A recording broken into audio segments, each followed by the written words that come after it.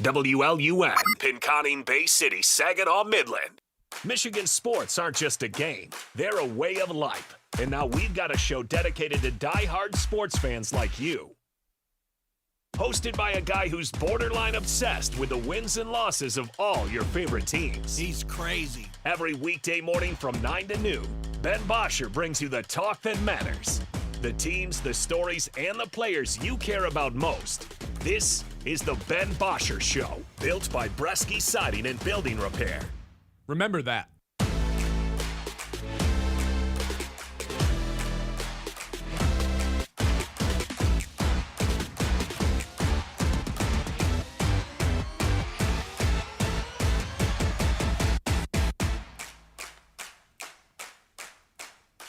Hello, and good morning, everybody. Welcome into the Ben Bosscher Show for our YouTube audience. Yes, the wall behind us is a different color. Yes, it's naked right now and has no decorations. Yes, Are you kidding? those will be going back up soon.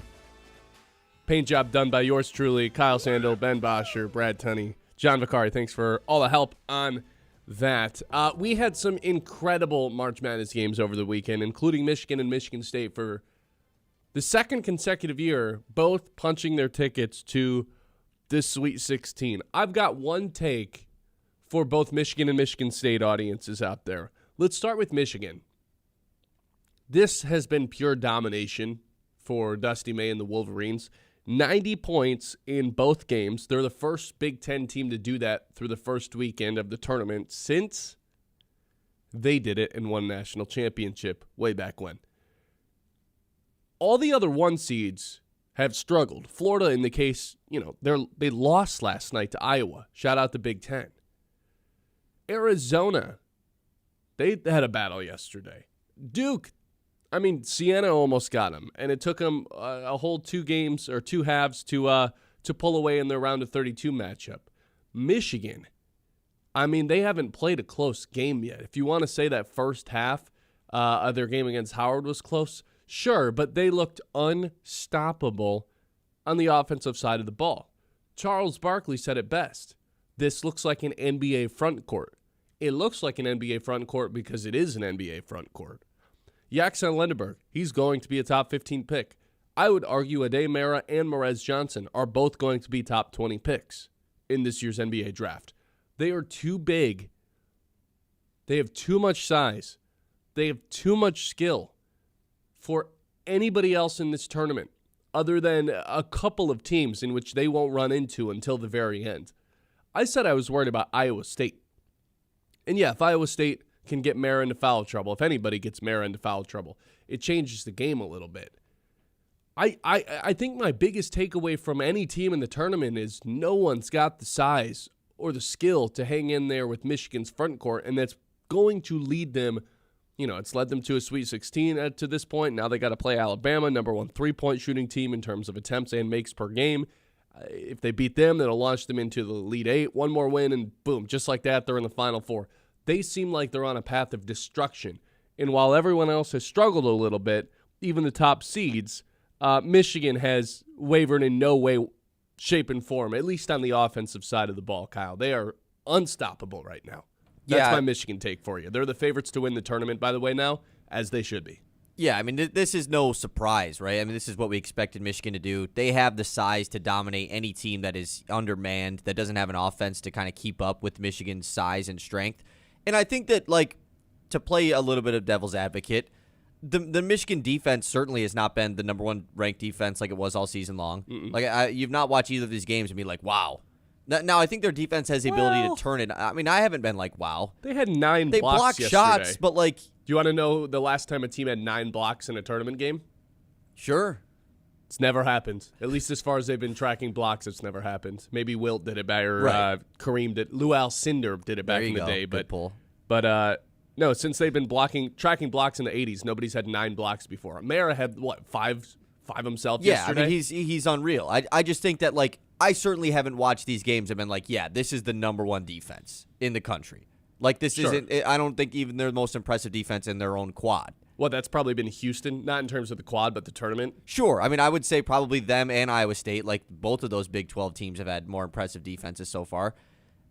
Now, they've played good offenses. Michigan has. Like, St. Louis is a team that just goes. They're going to score a lot of points. That's how it works. But the part about Michigan that just, of course, makes you lean that they are the best team remaining in the tournament, which, of course, like you said, the odds reflect that.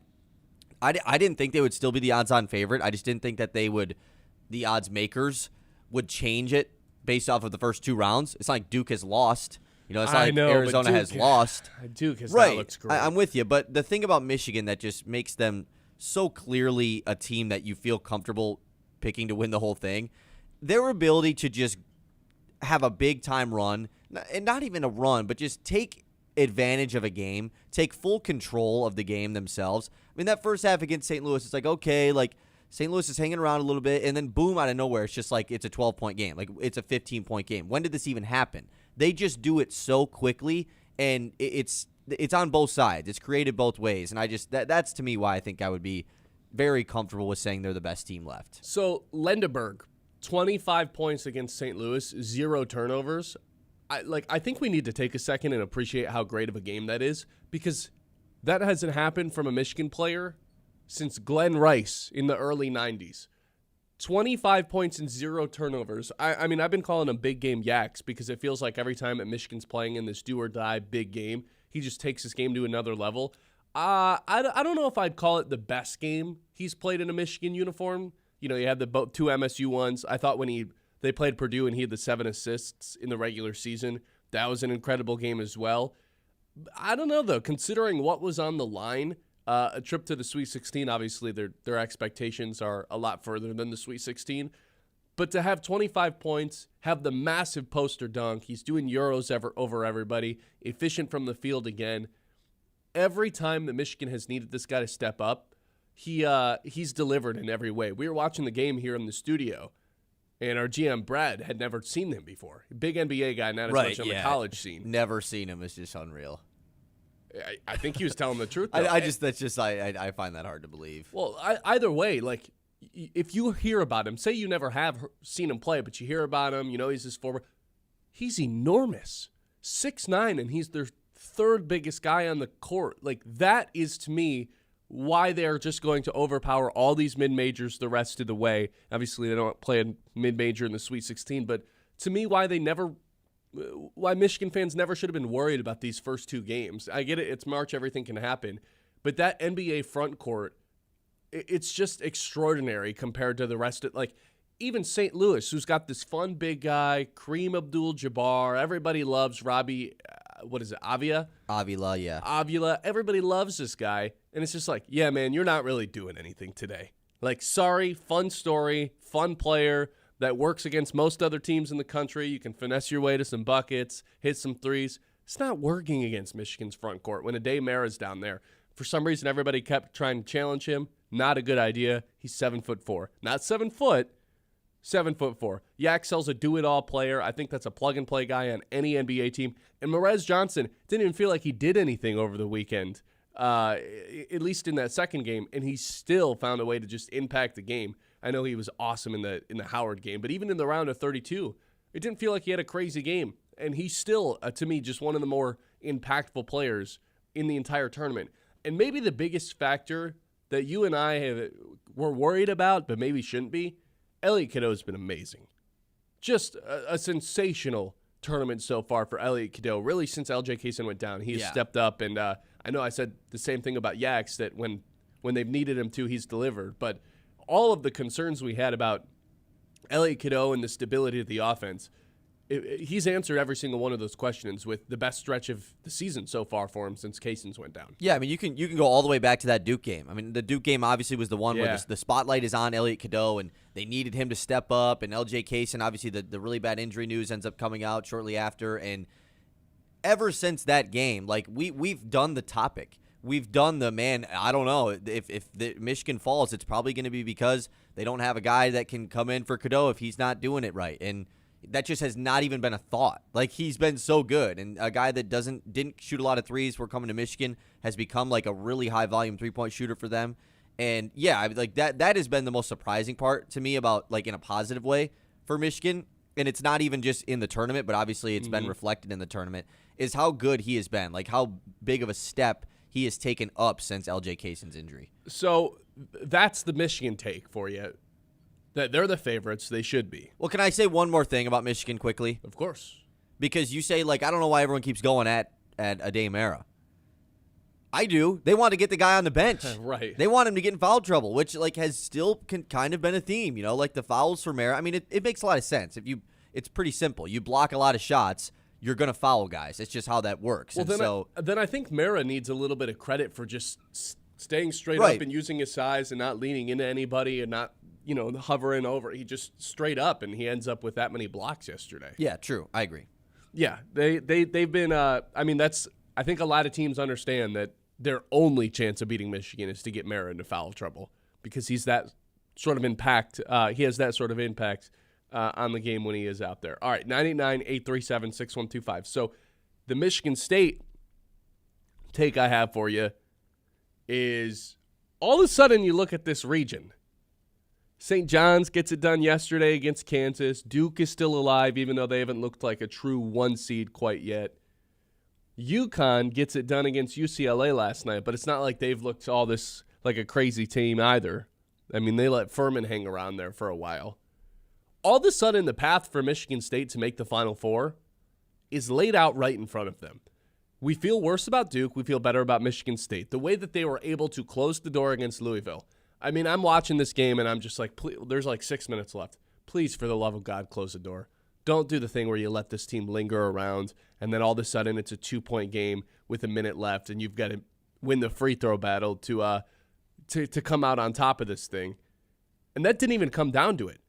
They completely shut the door. Cohen Carr completely takes over this game, something Michigan State fans anticipated going into the year, were ultimately let down by, and then Cohen Carr all of a sudden delivers for the second consecutive year in the tournament with what I would call the best game of his entire career. Goes for the double-double, first one of his career, goes for 20-plus points, hit a 3 as well. No one could stop him from getting to the basket. Nice on the defensive side as well. And then somehow the lead gets buried that Jeremy Fears ends up breaking Magic Johnson's record for the most assists in a tournament game for a Michigan State Spartan. I feel like the path is totally there for them to make the Final Four, especially if Cohen Carr is going to continue to take over. Because you said there's going to have to be a 2-guard, someone like Kurtang or Scott. Someone has to step up and hit a ton of threes for them to move on as an X factor.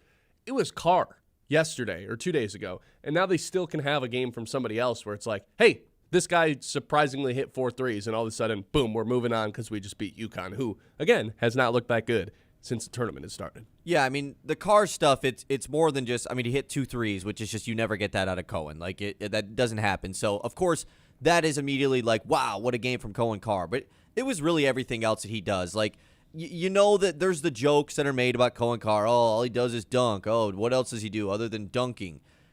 If you want to know, watch that game against Louisville. Like, he did everything that you kind of always would wanted Cohen Carr to do, using his athleticism to get boards. He had a double-double in the game. It's not something that he does very often in MS. I think it was his first double-double, yeah, which is crazy to say. And his intensity. Surprised me too. Like, a guy like that has the jumping out of the gym ability. My buddy texted me actually after that game and said, like, is he the greatest in-game dunker in college basketball history? And I was like, okay, I can't say for myself. Maybe there was someone better that I didn't watch, but certainly he's the best that I've ever watched. And a guy that has that capability, he should bring a ferociousness and intensity to him. And he had that in the game against Louisville. Cohen Carr is not like this big-time talk smack guy. Like, he's pretty low-key, honestly. But in that game, like, he was really getting insanely hyped for MSU, and it definitely helped them spark something towards the end of that game. And, you know, last year, like you said, that's why we had all the Cohen Carr offseason discussions. Yeah. Because of how good he was in March. And the fact that he's running it back, and I don't want to say he's been a disappointment this year. He just hasn't taken the leap that a lot of fans wanted him to. It's a big 4 for the Spartans, and it kind of wanted it to be a big 2 between him and Fears. Yesterday, though, or Saturday, definitely, if Cohen Carr can play that way, MSU's ceiling is much, much higher. And it is at the Final Four, I think. So the way that it's broken so far, like, most teams in the tournament have struggled in some way and have played a close game with the exception of Michigan and a few more. There's an argument you could throw Michigan State into that as well because, again, they did not let North Dakota State hang around at all. And I'm not propping them up and being like, oh, they're a Final Four team because they didn't let North Dakota State hang around. But, I mean, even Michigan let Howard hang around in the first half, you know? Michigan State put their foot on the gas right from the jump in that game and never looks back. The same way that a Tom Izzo team, you expect him to come March. Tom Izzo, one of the most, definitely the most experienced coach in the Sweet 16. 17 of those things now. 17 Sweet 16s for Tom Izzo. He's been there. He's done that. He's got these guys prepared.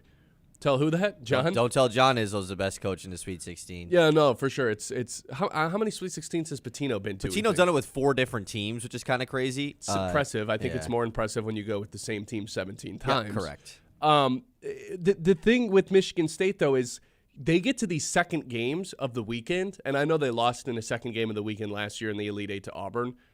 I feel like I just trust Izzo more than I trust pretty much any other team in the region, right?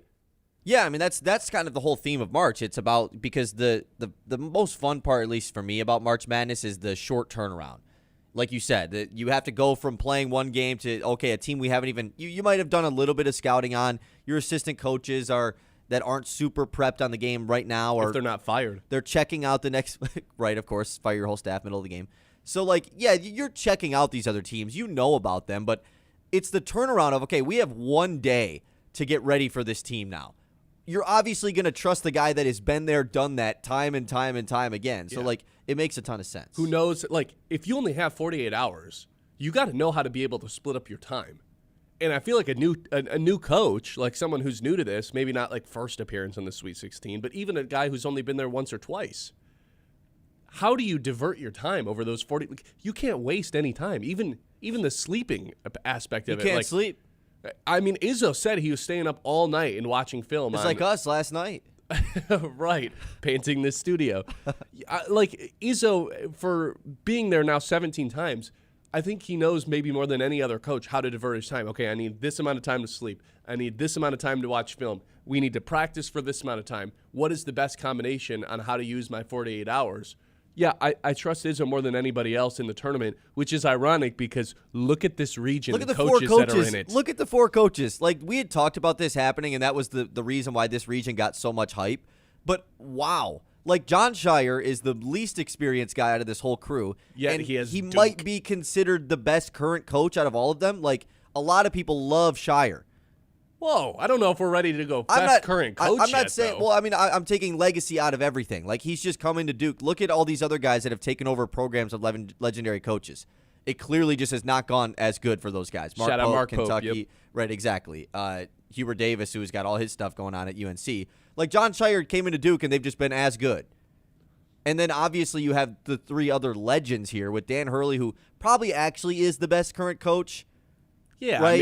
two natties in the went last back-to-back 5 natties. years. It has a lot of controversy that comes with him, but probably actually is the best coach. This is the battle of the yellers. Right, and then you have the 2 old Italian legends, Rick Pitino, Tom Izzo. How sweet is that? It is just an unreal quad of coaches here.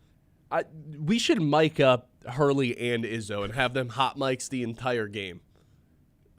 The amount of screaming that's going to go on between those two. I don't think you could mic up Hurley. No, I really they never will. Izzo, I think you could, but because you get some of the hot mic moments like the Kurtang, you couldn't guard my mother thing. I don't think he's as vulgar, using actual swear words. He definitely does, but Hurley, it would be you could not mic that guy up. No, and obviously they would never do that. But the intensity and we saw it between Mick Cronin and Dan Hurley yesterday. Imagine what it's going to be like with Michigan State and UConn. They play Friday, right? Friday, yes, the late game. So Michigan State has a pretty good rest advantage against UConn in this game. They have 1 extra day, yeah. That's not nothing. No, it's not. I mean, I don't think it's a reason why I'm going to lean Michigan State by any means. That's the tough part about this is the matchup is so fun, and the coaching, the battle of that perspective is what makes it most exciting for me because I don't know if you saw Hurley. They asked about him in the post game yesterday about Izzo. And every single one of these guys, when they ask him about Izzo, it's just they have the utmost respect for the guy. He's probably the most respected coach that there is still currently left Izzo, amongst for the sure. other coaches. I mean, every single coach has the most to say about Izzo. And then when, you ask people about Dusty May, then it becomes a different story. Well, Dusty May's also not trying to make friends. He's trying to run everyone That's what I'm saying. So I just think it's kind of a fun little it adds to the rivalry of why Izzo and Dusty May clearly are polar opposites. I think there's a pretty good path. Okay, if we had a Mitt Sportsbook and we were coming up with That's a genius idea. Write it down. If we were coming up with a prop bet that was essentially Michigan and Michigan State both make the Final Four, 3-1.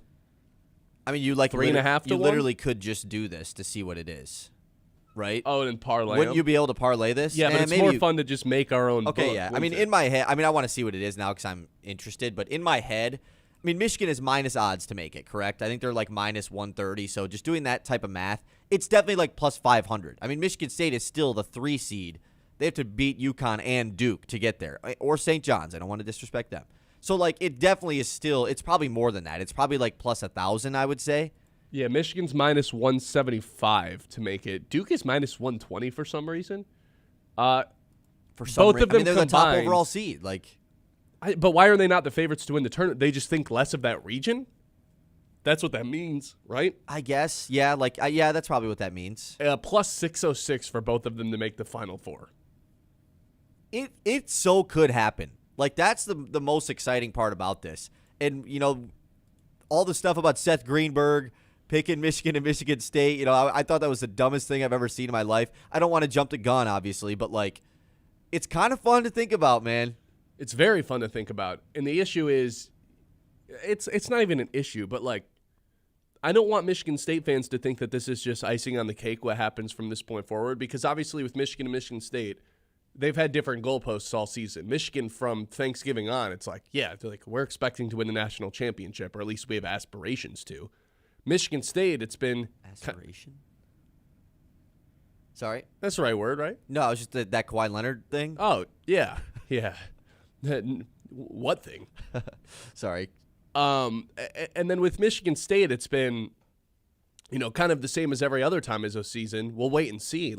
We expect to be there in March, but it's not like we are walking around the regular season thinking that we're going to win a national championship. See, suddenly we're looking at this Michigan State team a little bit differently, and the goalpost, I think, has been moved further back, maybe a little closer to where Michigan's is. Michigan's kicking a 60-yarder, and Michigan State's maybe kicking a 55 right now. Yeah, I mean, definitely. Maybe a 50? I think the Michigan State expectation, though, there's a difference between being realism, with Michigan, of course, is the much better team and has a way better chance of winning the national title. I think anything short of winning the national title is not a success for Michigan State. Just based off of a year in, year out. Tom Izzo has not he has one national championship. And he's tossed into obviously, some people consider him the greatest college coach ever. That's obviously a stretch. He's not. But he has the one national championship win.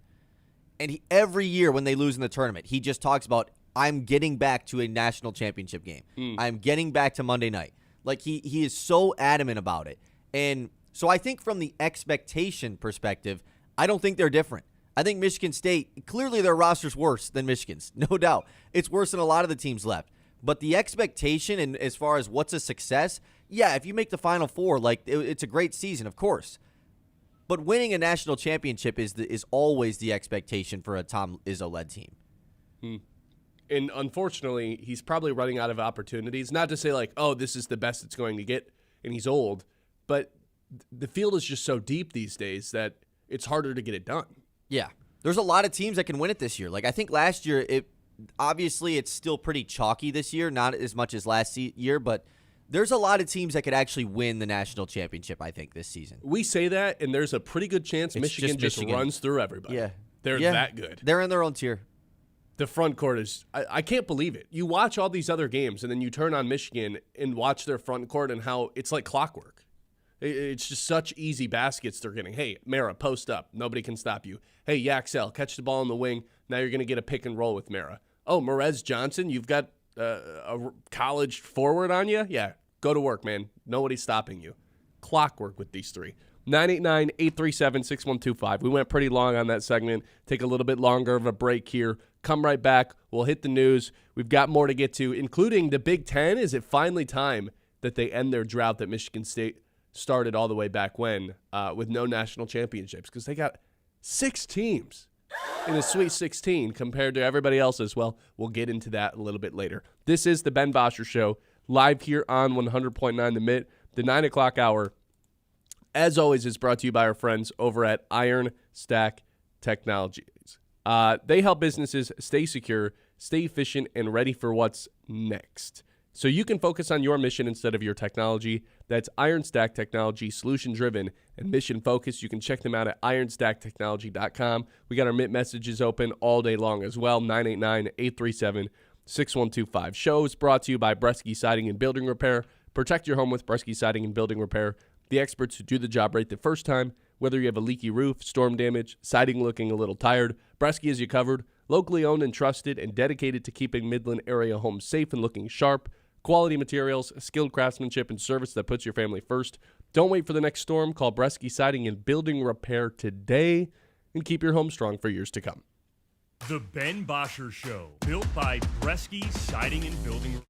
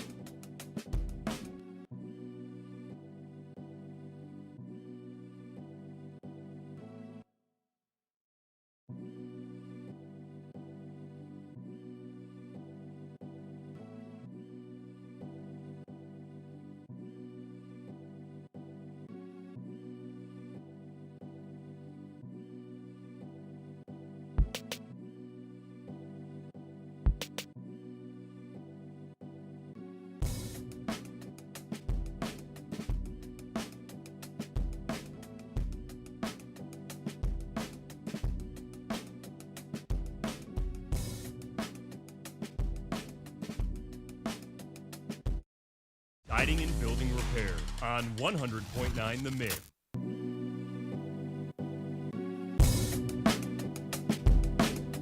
All right, welcome back in. Great weekend of basketball. What would you rate the weekend? March Madness, first 2 rounds, opening weekend. I think it's the most fun weekend of March Madness, but how would you rank that 1 to 10 in terms of entertainment? There wasn't a ton of crazy upsets. Right. People were upset about that, but I thought it led to a lot of really good round of 32 matchups. I agree that it is the best weekend. I mean, no doubt, it's the best weekend. Round of 32 was great. There was, a 1 seed got upset. The reigning champion, a 1 seed was upset by Iowa. I think that's an awesome story. Iowa never made the Sweet 16 with Fran McCaffrey. Year 1 of Ben McCollum, they make it. I think that's a really cool story. There was a lot of good games yesterday. A lot of really good. St. John's, Kansas, a wild ending. What was the other one? Tennessee, Virginia was pretty good. Mm-hmm. There was a lot of really good endings yesterday. So I would say I'm going to rank it pretty high. March Madness, the weekend of March Madness is an insanely highly rated thing already. Mm-hmm. And then you had some good endings as well. It's like a 9.3 out of 10. That's right? pretty high. Right? It's at least a 9. It's March Madness. And both of the teams in the state won. Didn't really have to sweat it out either. This Friday's obviously going to be once you start to be a little bit scared. I'll tell you what, I would have rated it a 10 if that Vanderbilt full court shot would have went in. I was laying down in my bed crazy. Half asleep by the time that happened. And when I tell you it was as if I had an infibrillator just boom, put right into my chest. I was like this. And then it didn't go in. Right, yeah, you were like that. I actually, jumped out of my bed. I couldn't believe it didn't go in. It went in, and then it bounced out. It was incredible. So that was a good game. I felt so bad for Tyler Tanner, man. That's just that shot should go in. I understand, the Nebraska story is cooler. The fact that they're in the Sweet 16 and they're also playing Iowa. Nebraska is favorites in the Sweet 16, potentially go to the Elite 8. That's unreal to think about already. But, a shot like that's got to go. Halfway in, would have been so cool. Bracket doing all right? No. Me either. No, I'm dead last in my own bracket group pool. All your Final Four teams still alive? Yes, I did not have Florida in my Final Four. So I'm I'm feeling better about that. They're my only Elite 8 team that's been eliminated as well is Florida. So dead last, a lot of ground to make up. You must have predicted a lot of See, I did a good amount of upsets. first round upsets. And I got all of them wrong. I didn't pick the VCU one. I didn't pick High Point. I picked all the other dumb ones. You and I need to remind ourselves next year that the upsets, we're in a phase of March Madness where the upsets happen in round 2 rather than round 1. Round 1 for 2 consecutive years has been mostly chalk. Well, last year, they didn't happen at all last year. Correct. But maybe that's the new strat. If you're going to pick the crazy upsets, don't do the random ones in week 1 or in round 1 because then you're just going to screw yourself. Yeah. Do the upsets in round 2 of the 9 seeds beating the 1 seeds, or the 10 seeds getting beating into the 2. Yeah, we need more of that. We only have it's only one double-digit seed is here in the Sweet 16. Shout out Texas. Because of course it just had to be the play-in team. We know that's how that stuff works. And it's back-to-back years now with 0 mid-majors in the Sweet 16. Yeah, no Cinderellas really. Who's I disagree. I think that Iowa and Nebraska are both a Cinderella. And I know most people will not agree with that. But to me, Cinderella is so much about legacy. It's so much about, the history of your program, and what you've done in March in the past. And both of these teams just have nothing to show for it. I'll give you Nebraska, but I don't think I would call Iowa a they Cinderella. Just beat the 1 seed. I know. They have a year 1 head coach. I know. But, they walked into the season with somewhat expectations and guys that we remember from last year's tournament. I think that makes it hard for them to be a Cinderella because we know the characters of the team. You're right. I just think that, the Cinderella, we're forgetting the rest of the phrase. It's the Cinderella story. And I think the story of Iowa, of what they're doing this year, is just so cool. It's always been a good program, but they never were successful in March Madness, ever. And Fran McCaffrey was one of their best coaches ever, if not the best. But never had success in March. See, to me, the Cinderella is a team you never heard of or expected. And I know we didn't expect Nebraska or Iowa to be here. Nebraska is a Cinderella. I will not take that for a no. A 4 seed? They absolutely are, man. They never won a tournament game. ever. I know, but this was a And they're in story the- all they're in the season Sweet because they were 16? one of the last undefeated teams. Like, people knew Nebraska coming into the year. I mean, my tournament pool is called, "Is Nebraska good?" The answer is yes. Yeah, Turns out they are. But this was that's why I don't necessarily think I guess they're you're right. Cinderella. Maybe I'm just leaning that way because there isn't an obvious answer. You're not saying Texas is a Cinderella, that's for sure. They're Texas.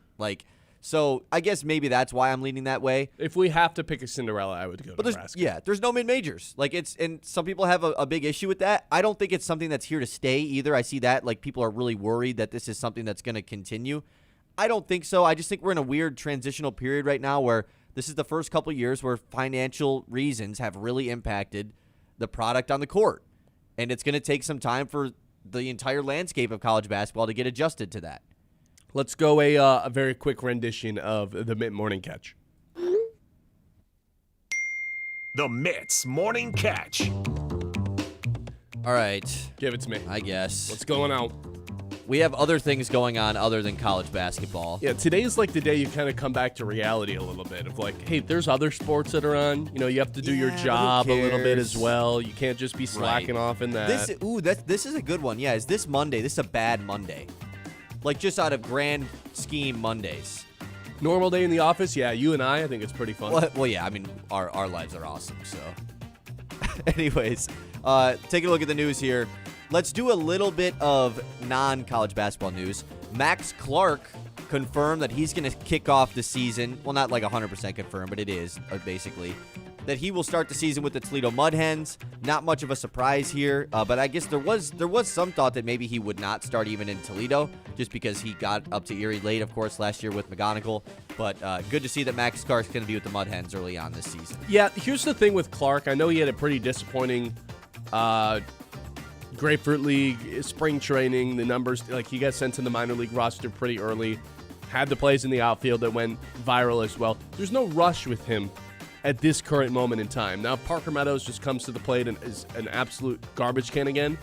Yeah, maybe there'll be a little bit of a rush, but even then, guess what? You have Wencel Perez, you have Jahmai Jones, who's I don't think is a good outfielder at all.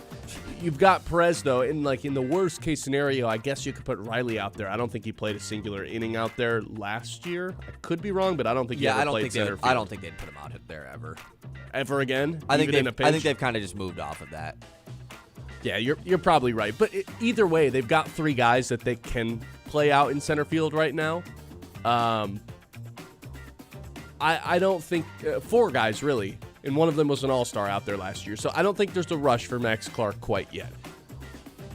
Yeah, I think you're right. And Javi's still got another year on his contract anyway, and he's perfectly capable of being out there. Max Clark did celebrate, though, this announcement by posting a picture of a briefcase of a bunch of watches and money on his Instagram. Another one. This guy posts 1,000 times a day on Instagram. I saw he got a tattoo to remind him of his failures in spring training. It said something like, "Every fall is an opportunity to rise." My failures in spring training. Ball. That's a bar right there. Max Clark, man, he's all about that. More Tigers news. The starting rotation has been announced, at least how it's going to work out for the first road series. They haven't told us what the actual home guys are going to be yet, but it should just be as followed. Well, it's not on the official website. It's just... We do know the Verlander date, though. Correct, yes. Skubal, Valdez, Jack Flaherty is your number 3 starter. Justin Verlander 4th. And then just like last year to start the season, Casey Mize rounds off the Tigers' starting rotation. How worried are you about Casey Mize? I don't know about you. I don't really watch the spring training games. Sometimes he'll be on, but I don't really watch them intensely. But I do keep in touch with the quotes and everything. Casey Mize, just all but has said, he's not feeling all that good about himself right now from his mechanics standpoint. I would say going into the season, that's like a 5 or 6 on the worry scale. Yeah, I don't think so. I'm not going to be that worried about it yet because this was last year too. He came in as the number 5 guy and then was pretty good right away. So like you said, I'm not going to take that much stake into spring training because Verlander hasn't been great either. Skubal had a pretty nasty start the other day, in a bad way. So I think it'll be fine. Is there bad karma coming to Skubal this year for ditching Team United States? Yeah, I'm big on the bad karma stuff. So I know. You're probably right. You're right, though. That Saturday game against the Cardinals, which is the Tigers' second home game of the season, that one is the one that is lined up to be Justin Verlander. Or no, sorry. It'd be the Sunday. thought it was the Sunday, It'd be yeah. the Sunday because it's on Peacock. Easter Sunday. Is that Easter? April 5th? Yeah. Really? Mm-hmm. And it's on Peacock. And it's my birthday. That's your birthday. That is. It's good to know. Breaking news. Wait, there's baseball games on Peacock this year? Like not NBC, just only Peacock? I guess so. Are we getting Peacock Sundays?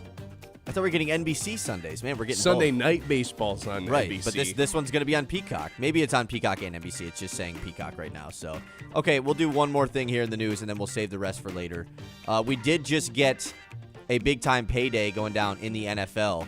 Surprised that our guy Noah hasn't thrown this in the YouTube chat yet.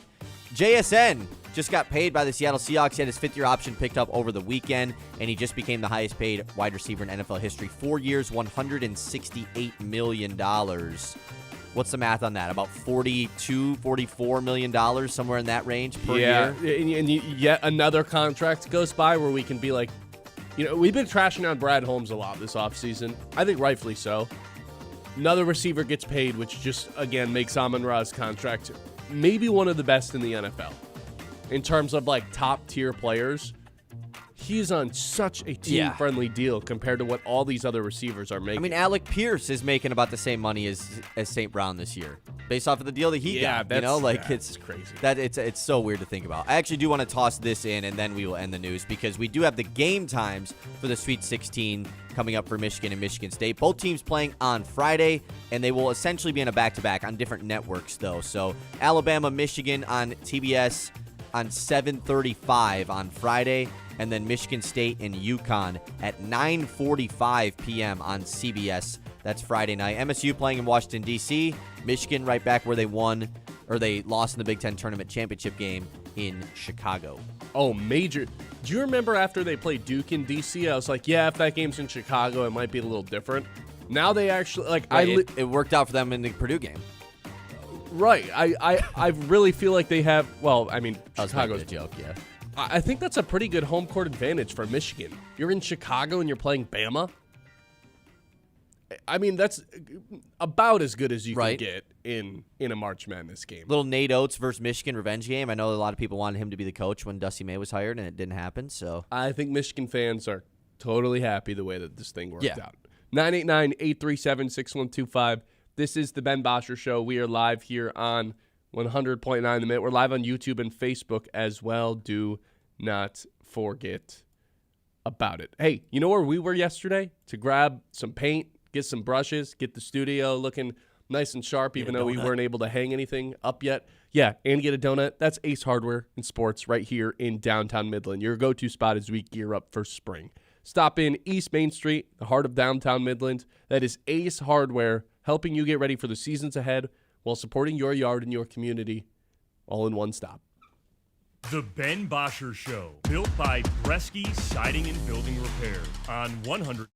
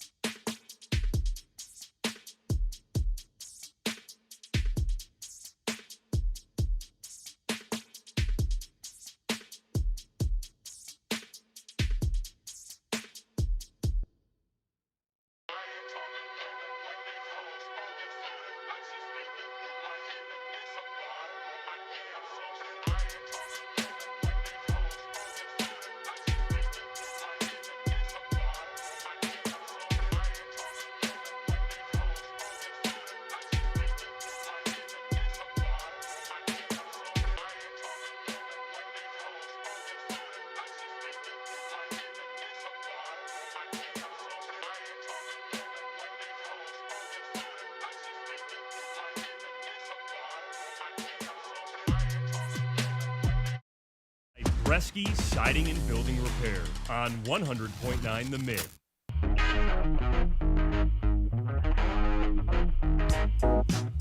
Quick segment here, but an important topic nonetheless. The Big Ten, 6 teams in the Sweet 16, SEC 4, Big 12, the conference we all deemed as the best in the regular season. They've got 3. Big East has 2. ACC has 1. So my question to everybody out there is, with the Big Ten, the success that they've had, is this the year they finally end the drought? Because this has happened so many times where it's like, oh, they've got this many teams in the tournament. They've got the most bids. They've got the second most bids this year. And even this happens once in a while where it's like, look how many teams have made the Sweet 16.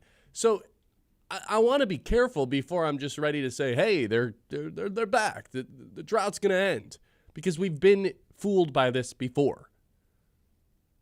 Something feels slightly different this year, though, and I can't quite put my finger on it. Maybe it's just the fact that Michigan has levitated above everybody else. Maybe it's the fact that it's that combined with the fact that 6 different teams have made it to the Sweet 16.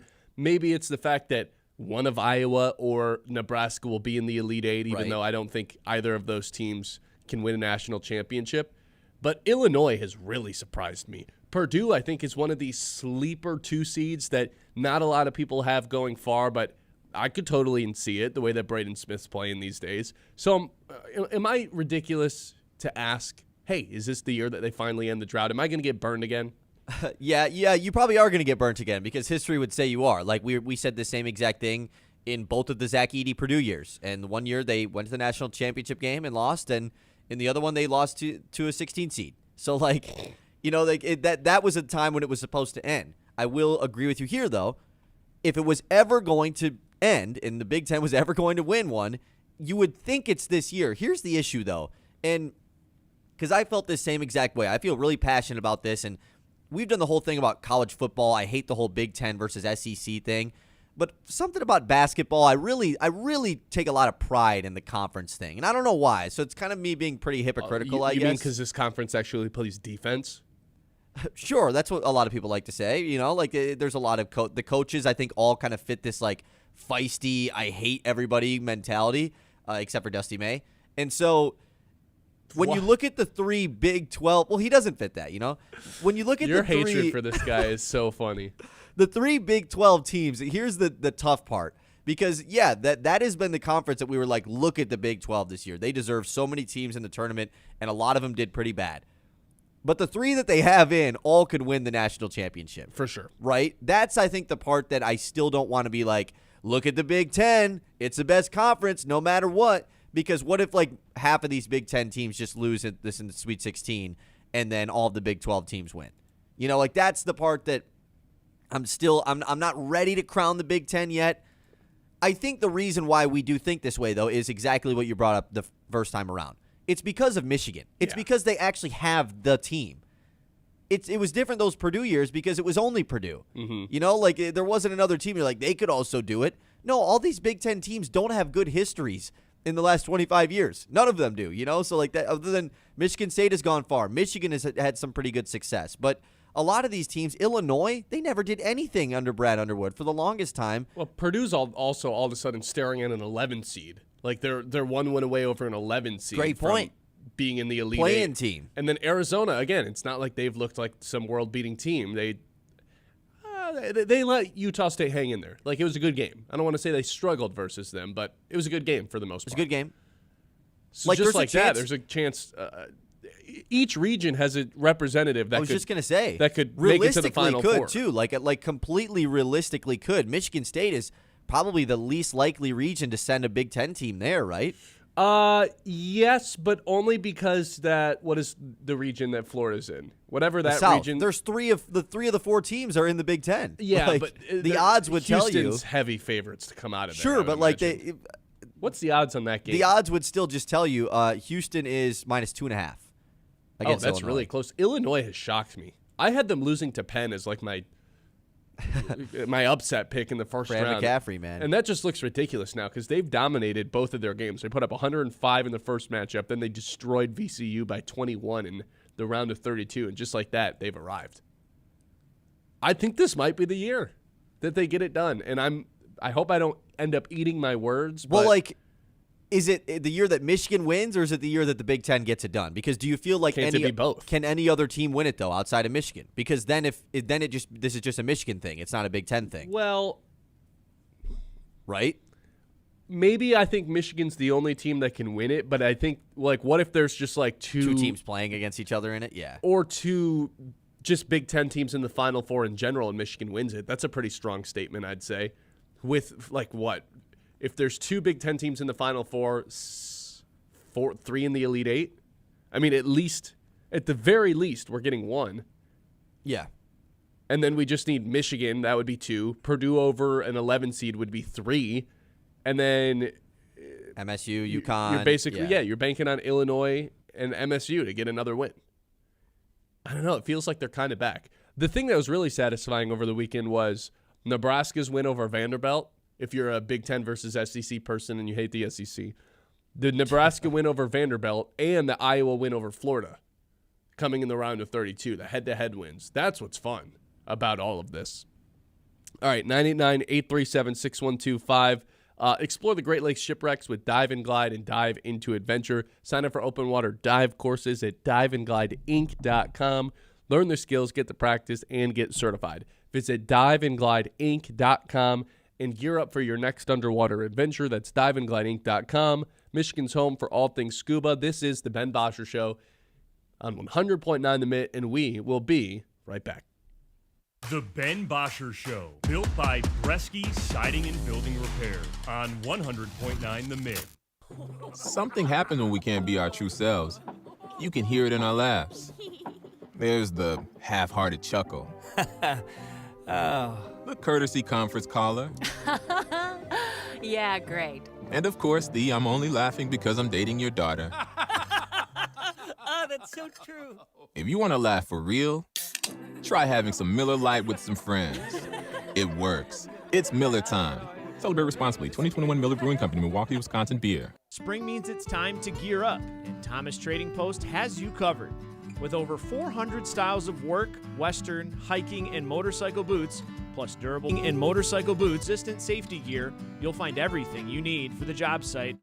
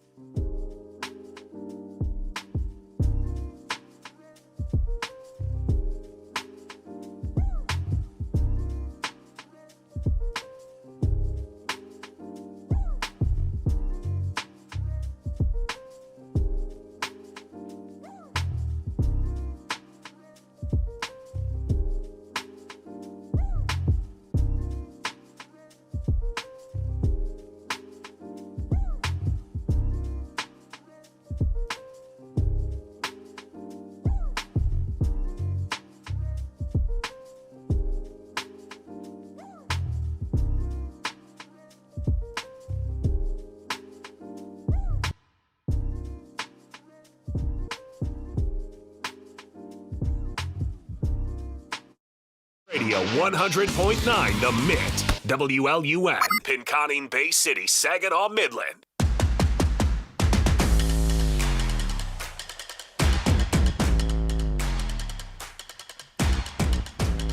All right, welcome back into the Ben Bosscher Show. We'll take a time out for March Madness. We'll be back. Don't worry. Don't worry. Actually, you know what? Screw it. Let's keep going on March Madness. I'll hold off on my Kevin McGonigal thing for a moment longer. So I do have a question for the Michigan State fans, and we hinted at this at the beginning of the show. Is everything from this point forward icing on the cake for Michigan State? Or are you viewing this as, hey, Duke looks vulnerable. UConn doesn't look like the world-beating team that we've grown accustomed to Dan Hurley teams being. You look at the rest of the region and the 4 teams that are left, Final Four is totally on the line. Yes, Duke is still the favorites.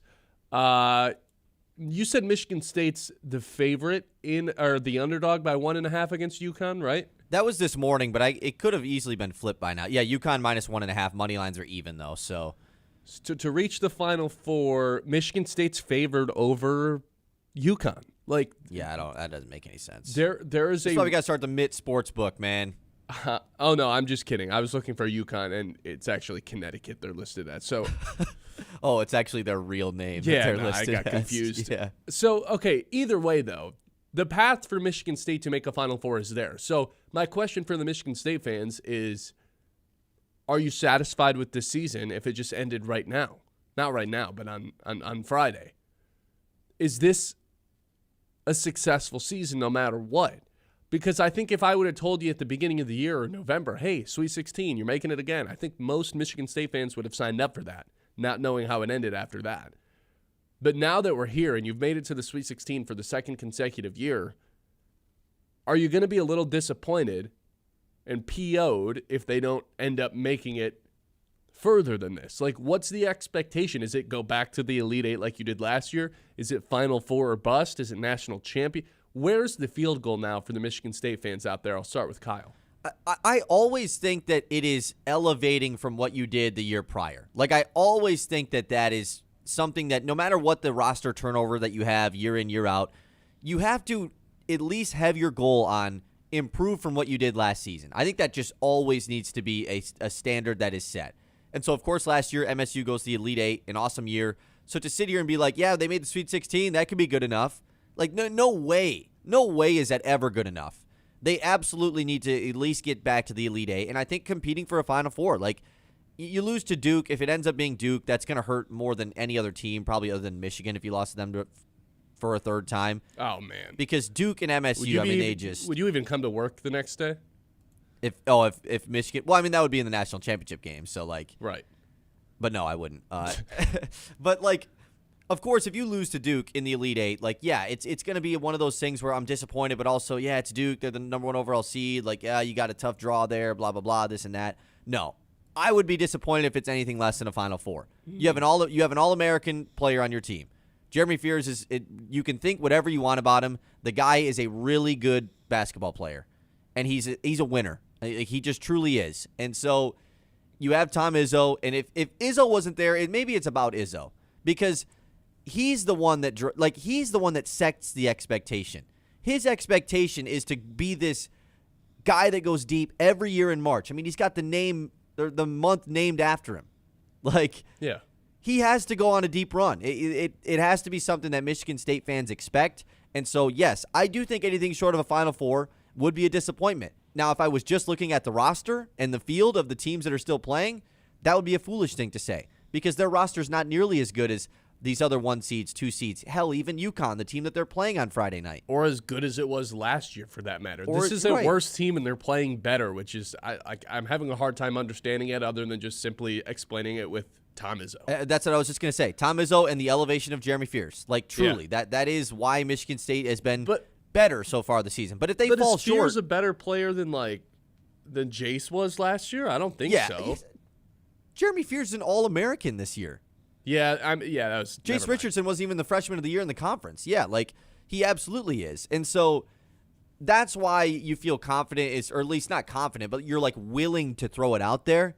yeah, Michigan State can go to the Final Four. Does it make a lot of sense on paper, even when you kind of watch them play? No, not really. At all. Not really. But I was so impressed with the way that they were able to slam the door shut on Louisville, where they got up by what? They were up by like 7, 8 points with 6 minutes left. And they were just like, forget this, man. You're not getting back into this. Because we've seen it so many times in March and just this weekend in general. There's 4 minutes left in a game and you have an 8-point lead.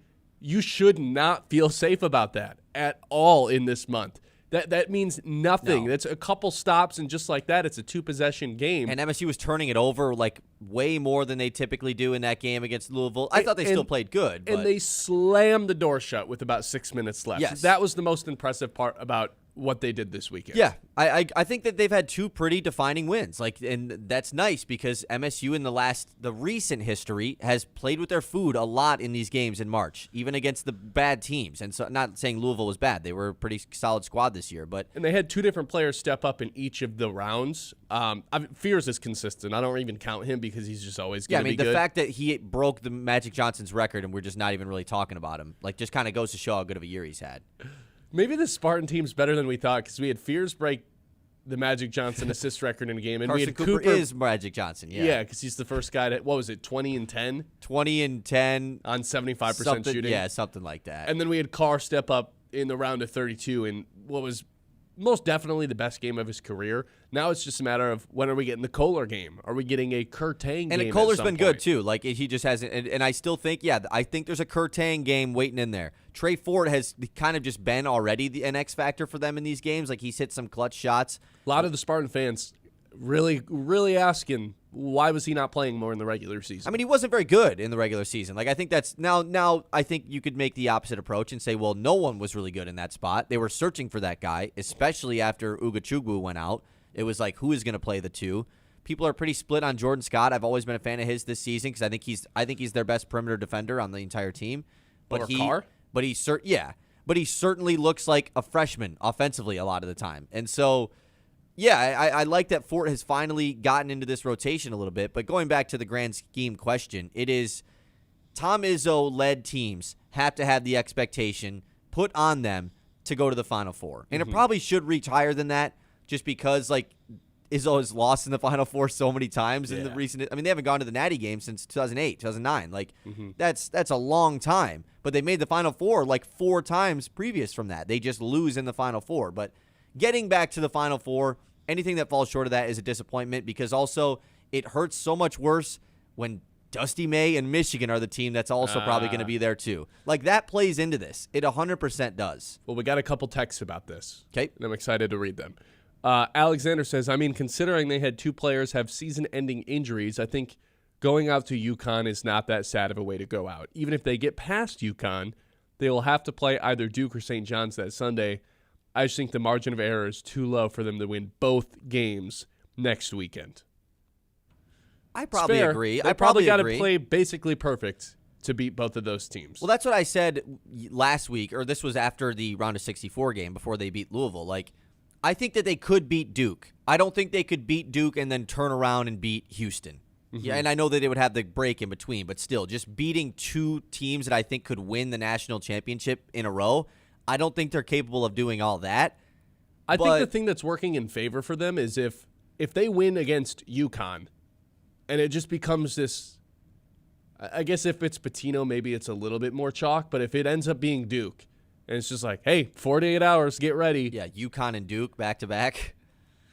But I think my point is, Michigan State with Tom Izzo, I think they have some slight advantage in that. Nothing against Shireman, but, hey, 48 hours, who would I rather have as my coach? What are you laughing at? Bailey Shireman plays for the Boston Celtics. You're thinking of Shire. Yeah, Shire, sorry. If Izzo has just 48 hours, is there any coach in the tournament that you'd rather have a 48-hour notice on to get you ready for a game than Tom Izzo? If you win this first Sweet 16 game, I really like their chances to win the Elite 8 game too. Well, no, it's funny. I mean, I would probably say Dan Hurley. Yeah, that would probably be my other option. But you don't have to worry about that since you're playing them with a week of preparation. So are we essentially just saying we think the winner of this game has a pretty good probably goes to the Final Four? Not probably, but has the best chance to upset Duke, I guess is probably the better way of wording that. Unless St. John's just does it, of course. I don't really think that's going to happen. Yeah, I mean, I think like Houston or Michigan could just get Duke, but like in terms of a real upset where it's someone who's not a one or two seed beating them. Pre-Final Four too, I think plays into that.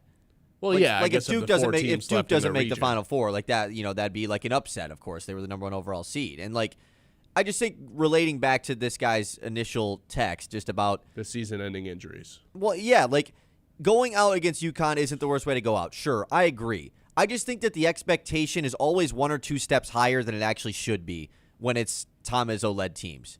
Because of the history, because of the lore, because of what he puts on this program about getting back to the Final Four. Tony says, it would be a letdown. I'm proud of this team, but the expectations have to be high. Losing to UConn is respectable if the game is played well, but it would be a letdown, to say the least. I think I completely agree this way. Like, this is exactly how I feel. It would be a letdown What no a matter level-headed take, you know? Right, smart guy, you know? We're not looking for hot takes today. We're just trying to get a pulse on everybody out there. Yeah, give us your hot takes about the wall, though. Like, that's what I want to hear. Well, what do you guys think? The wall needs some decorations to it, and those will be hung up. They'll be but up tomorrow. Paint was too wet to continue hanging stuff up on the wall. So, and we want to be a little bit more strategic on how we place everything on the wall behind me. Right. So we'll hopefully have all that stuff up by the time tomorrow's show gets rolling. Ben Bosscher Show live here on 100.9 The Mitt. As always, if you're looking for financial advice that actually makes a little bit of sense, I'll tell you what, you got to meet Doug Cellini of Kingsview Partners right here in Midland. Former teacher and coach, Doug breaks down all the complicated stuff, makes it easy to understand for people like you and me. He helps families and professionals build clear game plans for their money so you can move forward with confidence, not confusion. That's Doug Cellini, Kingsview Partners, right here in Midland. The Ben Bosscher Show, built by Bresky Siding and Building Repair.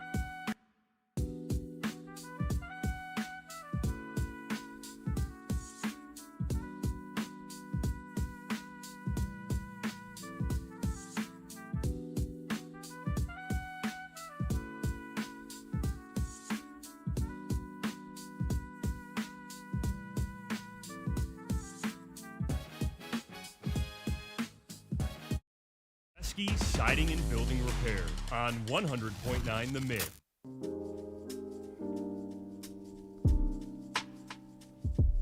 All right, now we'll take a timeout on the March Madness stuff. We'll circle back. Don't worry. Michigan's the favorites to win the Natty. We'll be talking about them all. Don't boo that. Come on. I was booing taking a break from March Madness, so it was kind of bad timing there. Yeah, it's okay. Yep. We forgive you. Yep. I do want to talk about Kevin McGonigal because, Kyle, we are 3 days away from the Detroit Tigers being back in our lives. I guess 4, depending on how you look at it. Thursday. I can't believe this because March Madness served as this giant distraction for everything else. You know, I'm not watching Pistons. I'm not watching Wings. Stop paying attention to what's going on for the Tigers. And just like that, we come to work on Monday, and in 3 days, the Detroit Tigers are playing meaningful baseball again for us. The biggest question going into the season is not anything to do with Tarek Skubal and everything to do with whether or not Kevin McGonigal is going to be on the team. He's shown some incredible signs of this high-powered bat. The exit velos have been crazy with this kid. 107 off the bat, 106 off the bat.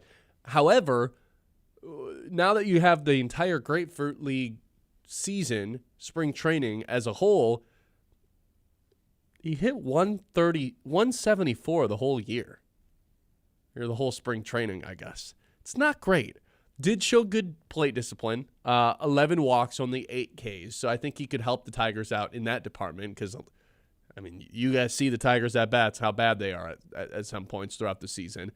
But hit below the Mendoza line in spring training at the end of the day. There's pros, there's cons. You know, the pros are obviously could be a spark to this lineup that's, for the most part, unchanged. They didn't add any external additions in free agency or anything like that. So if they want to get over the hump, they're going to need this guy at some point.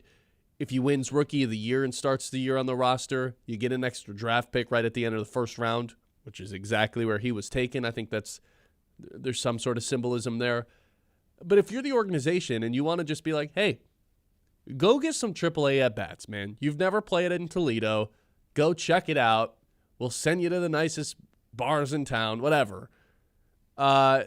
You keep them there for 2 weeks and call them up the first week of May or halfway through April, and you're going to get an extra year of team control on him down the line. I thought it was pretty much a lock that this guy was going to be on the roster. I don't think that's the case anymore because the 4 bench guys, well, you're going to have a backup catcher in Jake Rogers. You're going to have Wenzel Perez. If Parker Meadows is the starting center fielder, which I don't feel great about, that means you're also going to have Jahmai Jones coming off the bench and Zach McKinstry, who's your ultimate utility guy. Those are your 4 guys. So you'd have to take one of them off. I think it'd have to be Parker Meadows just because you're not really getting anything offensively from him, or you haven't throughout the last 2 years. I suddenly think it's about 50-50, and I'd honestly lean no. I'm not saying that's what I would do. I think it's kind of a loser move to not have him on the opening day roster, especially with how much Scott Harris has invested into this guy. But if I'm simply predicting where he's going to start the season, I think I would lean in Toledo right now. Yeah, it certainly sounds like you are at least more accepting of this happening. I am. Right? I mean, a month ago when we talked about this, it was like, if he's not on the opening day roster, I'm not gonna be a fan of this team. Like, it was 180 now for how you feel about this, which I don't blame you. He was raking at the beginning. Right. Like, it makes sense if he's not dominating spring. Like, that was always the caveat that we had with Kevin McGonigal. Well, if he has a great spring, of course he has to be on the opening day roster. If he does this, if he does that, well, it's not. And I don't want to take a ton of weight into it. Like, he had a fine spring. He showed some really good flashes. Yeah. It's worth noting that he has yet to take a single at-bat even at the AAA level. Like, I think that's fair. And it is the level that guys spend the least amount of time at once they have become, established really good prospects. He doesn't need to be there very long, but it's a holding ground. AAA is a holding ground. It's tough because what do you think the Tigers are prioritizing? Are they prioritizing Kevin McGonigal's development / how he can help this team this year? Because I think those kind of all fit into one. Or are they prioritizing his long-term contract situation? Because there's a world where, like, the simple answer to both of those is have him in AAA to start the season, right?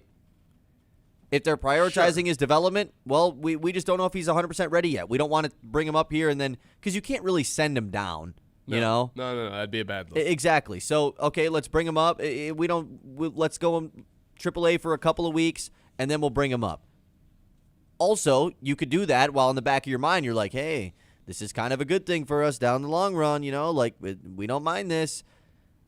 Or if you think he truly can help the team out right away, you think, well, it's still better than whatever other option we have right now. Parker Meadows. You'd move Javi Baez to center field. Sure. I thought this Austin Slater guy was going to be on the roster is what it was making it sound like. That obviously isn't going to happen now. So, yeah, I think that there's a good middle ground here for Tigers fans, for the Tigers front office, and for Kevin McGonigal to be like, you know what? Maybe it is all around just best off that he starts off in AAA. I don't want it, though. I've been so excited for him. Here's my issue. The Tigers, we all remember how last year's season ended. Really bad. Don't even want to talk about it. The games right now matter just as much as the games later on in the year. And if Kevin McGonigal can help the team win right now, then he should be on the roster. And the Tigers have told us this is a win now season. This is not at all something that they are building towards. They're so invested into this year. So I don't know if a lot of people understand this going into the season. Casey Mize, Jack Flaherty, Justin Verlander, and Tarek Skubal. 4 of their 5 starters, with Framber Valdez being the exception, are free agents at the end of this year. Right now, they have the number 2 ranked bullpen ranked rotation in all of baseball, according to Fangraphs going into the year. 4 of the 5 guys are free agents at the end of this season, Kyle. They have to be all in on this season because the odds of them bringing back all 4 of those guys is basically 0 because Skubal's included in that. Yeah, Skubal just won't. Verlander will retire. Maybe. He's pretty adamant he wants to pitch until he's like 45. Mize is a weird one. You don't know if someone's going to take a risk on him. And obviously, worth noting, you will get Reese Olson and Jackson Joe back, obviously. And Troy Mellon. Of course. So, there's your rotation going into next year. You add a guy, whatever, blah, blah, blah. But, yeah, that it serves the purpose of the point that, yes, they are all in this season. They have made that very obvious. They, even with the back end of the rotation, bring in Kenley Jansen. They are all in for this year. And being all in for this year is a lot relying on Kevin McGonigal. And it's a lot to ask for a guy, absolutely. But the Tigers were the ones that did it, right? They were the ones that didn't bring in any bats because they're like, we're bringing in Kevin McGonigal. He might be the best hitter on our team. I mean, it doesn't seem that crazy when you look across the AL and you see what Roman Anthony's doing. He's the same age as McGonigal, a little bit older. Yeah, but they're both 21, and he's hitting home runs for Team USA on the World Baseball Classic, and is projected to be one of the best players in the American League this year. I don't think it's that far fetched to think by October he's going to be the best bat on this team. Right, and yet Roman Anthony did not start the year off with the Red Sox last year.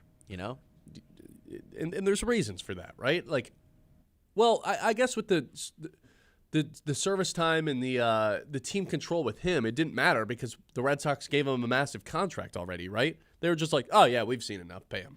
They paid him after he had already been brought up, though. That's what I'm saying. Yeah. He'd been playing for a month, I think, and they paid him. They were like, yeah, whatever. It's a common trend that we've seen a lot now. Even Connor Griffin, for the top prospect, the only guy McGonigal's behind right now, has been in talks with the Pirates about an extension early. So there's been no whispers of that throughout spring training for the Tigers. But right. Would it shock you if... It doesn't need to happen either right away, Okay, let me ask you this. Tarek Skubal offseason gets extended, or... No, that's a stupid question because the answer is obviously just Tarek Skubal gets extended. Well, what's your other one? Kevin McGonigal gets a crazy contract, and it ends up being one of the more team-friendly deals across the league. No, I think awesome. it's much more obvious that happens, that McGonigal gets a crazy contract. I was going to say, what would you rather have? I mean, yeah, you'd rather have Skubal get locked up, duh. Yeah. But if you lock up McGonigal early, the same way that the Red Sox did with Anthony, and all of a sudden, you don't have to worry about this whole thing that you just happened with Skubal. There's no worry, and it's also a team-friendly deal. That allows you to do some extra spending years down the line. Yeah, I think it's going to happen. If anybody wants to pay Kevin McGonigal right now, it's Scott Harris, right? They did it with Cole Keith. Yeah. Kevin McGonigal is his golden child. I would assume that that's something that they absolutely want to get done. They're probably trying to figure out if he's even going to be on the team or not to start the season first before they do anything. But, yeah, I think that's something that I would love to happen, and I wouldn't be shocked about it either. Riley Green. At what point do we have to start talking about When's he getting extended? Still got 2 more years of ARB left, so it's probably still a couple of years down the line. Probably not something we need to talk about heading into the season. No, probably not. I just don't know with the Scooble stuff still going on. I would be shocked if really anything happened before that, just because that's always going to take the lead on everything. Yeah, I guess Torque also has 2 more years of ARB left. Kerry Carpenter has 2 more years of ARB left. Yeah, they're chilling for a while. All right, 989-837-6125. This is the Ben Bosscher Show live here on 100.9 The Mid. Don't go anywhere. We'll be right back. We'll take a trip around the league, all coming up here on the Ben Bosscher Show. If you're looking for something fun to do right here in mid-Michigan, Go Great Lakes has you covered. From festivals, live music, outdoor adventures, great food, and family-friendly events, GoGreatLakesBay.org is your one-stop guide for the Great Lakes Bay region. Whether it's a weekend plan or a last-minute idea, get out, explore local, and go Great Lakes. The Ben Bosscher Show, built by Bresky Siding and Building Repair on 100.9.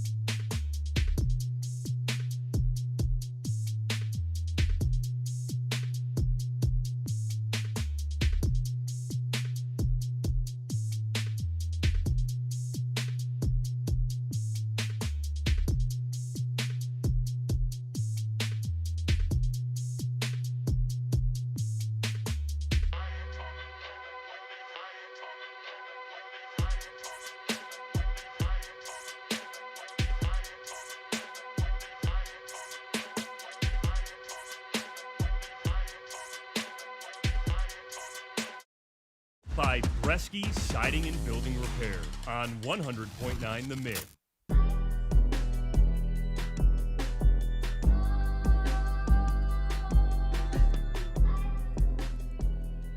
All right, welcome back in. This is the Ben Bosscher Show live here on 100.9 The Mint. Let's take a trip around the league.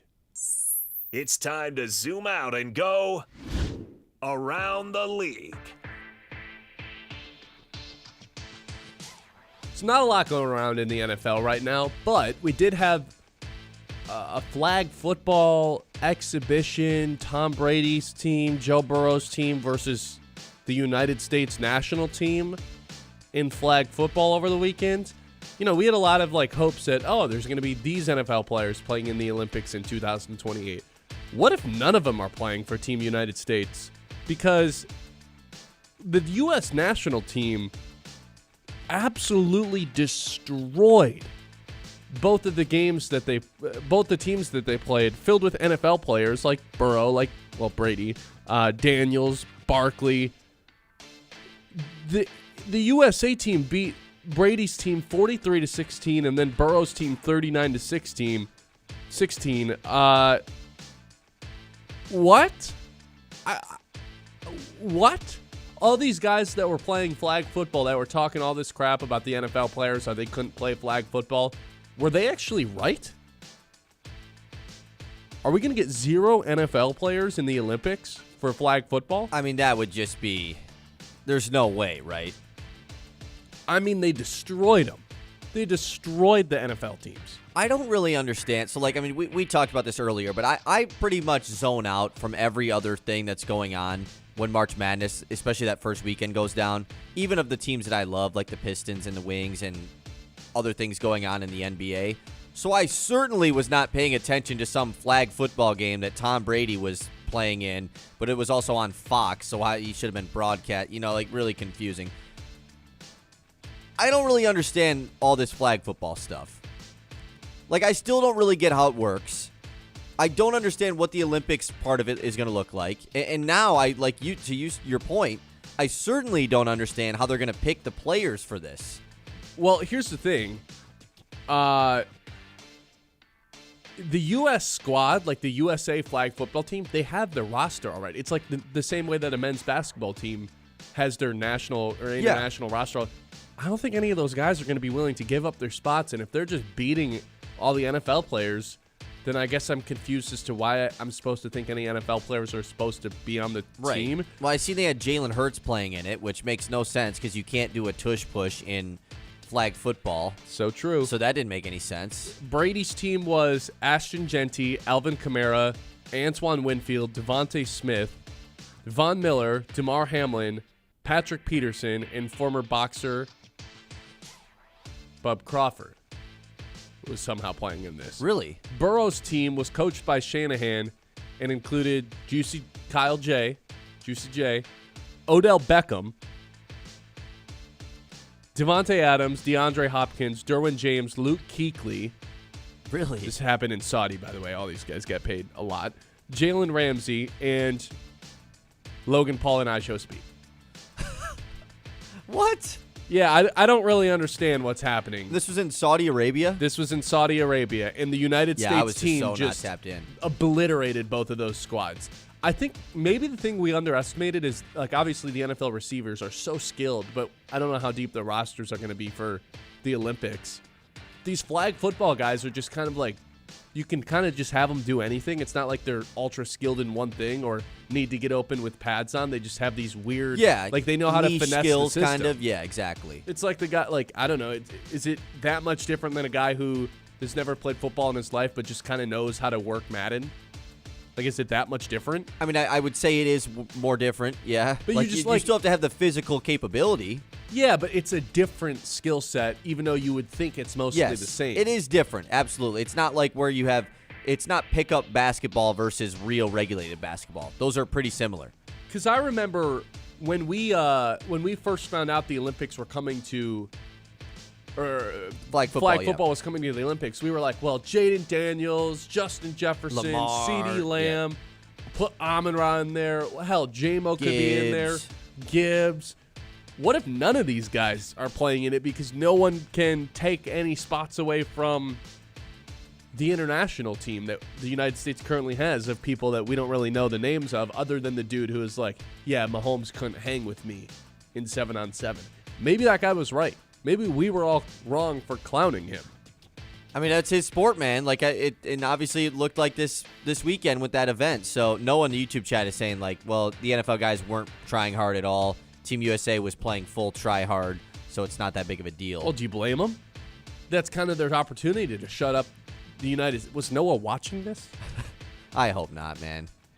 Who was watching this? Was anybody watching? Because I don't even know if it was televised. So I just kept seeing the highlights pop up on my Instagram. The only reason why I knew it happened was because I saw the OBJ one-handed catch clip on Instagram.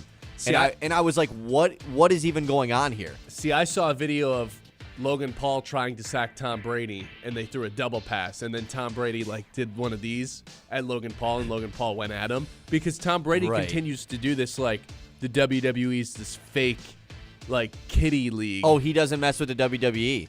Oh, he's tripled down on this. He's anti-WWE. In the last 2 weeks, he's made 3 comments about how it's really cute what they do, but none of those guys could do anything that the NFL players do.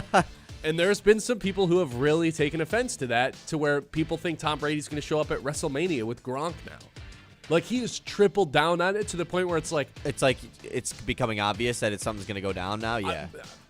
Hey, man, this is where wrestling is at its best. The lines are blurred. We don't know what's real. We don't know what's not real. We're not going around the rink here. We're not, around the wrestling ring. I'm just saying. Yeah, I did not know Logan Paul was a part of this. I Show Speed was in this. Okay, yeah. Luke Kuechly. We are officially at that point of the offseason. We are in the dead tough part of the offseason right now. Well, if we want some NFL stuff, the Lions did sign Peyton Turner, who's just Marcus Davenport 2.0. Also played for the Saints and also just can't stay healthy.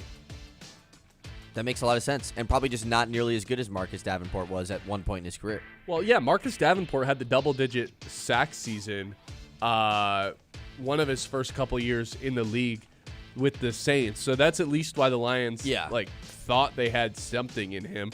But with Peyton Turner, they bring in this edge rusher to pair him with DJ Woonham. So it's oh, cool, we've checked 2 boxes. Are either of these guys able to contribute in a consistent way? I don't think so. I still really feel like if they were to sign Cam Jordan tomorrow, I wouldn't be all that surprised. And I don't think they should all of a sudden be content with that. Yeah, the issue with Peyton Turner is he was a former first-round pick, and he's never started an NFL game in his life. That's problematic. That is, yeah, it's certainly problematic. 5 games his rookie season, 8 games his second season in New Orleans, 2 games played his third season, and then last year he played in all 16, was healthy for the first time. 5 career sacks in 4 years. What are we doing? What are we doing, Brad Holmes? It's a lot of these sneaky signings, man, trying to be under the radar. Trying to moneyball their way to a Super Bowl. I think so. I don't really think that's how it works in the NFL. No. Kind of have to spend a little bit. And they spend on their own guys. But again, we've brought this up countless times. Maybe we're starting to regret that with some of the contracts that Brad Holmes has handed out. Well, let me ask you this, to put a bow on the flag football thing. Okay. Are you, hype about the flag football thing? Is it something you're excited for?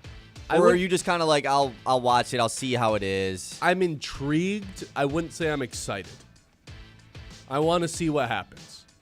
Yeah, that's probably the proper reaction. I'm really not at all. If there's not NFL guys, I probably don't care that much. Right. Basketball just consumes probably my don't Summer care Olympics. That much. Yeah, and I won't care at all if there's not NFL guys in it. Yeah, basketball will just consume my Summer Olympics, which I'm fine with.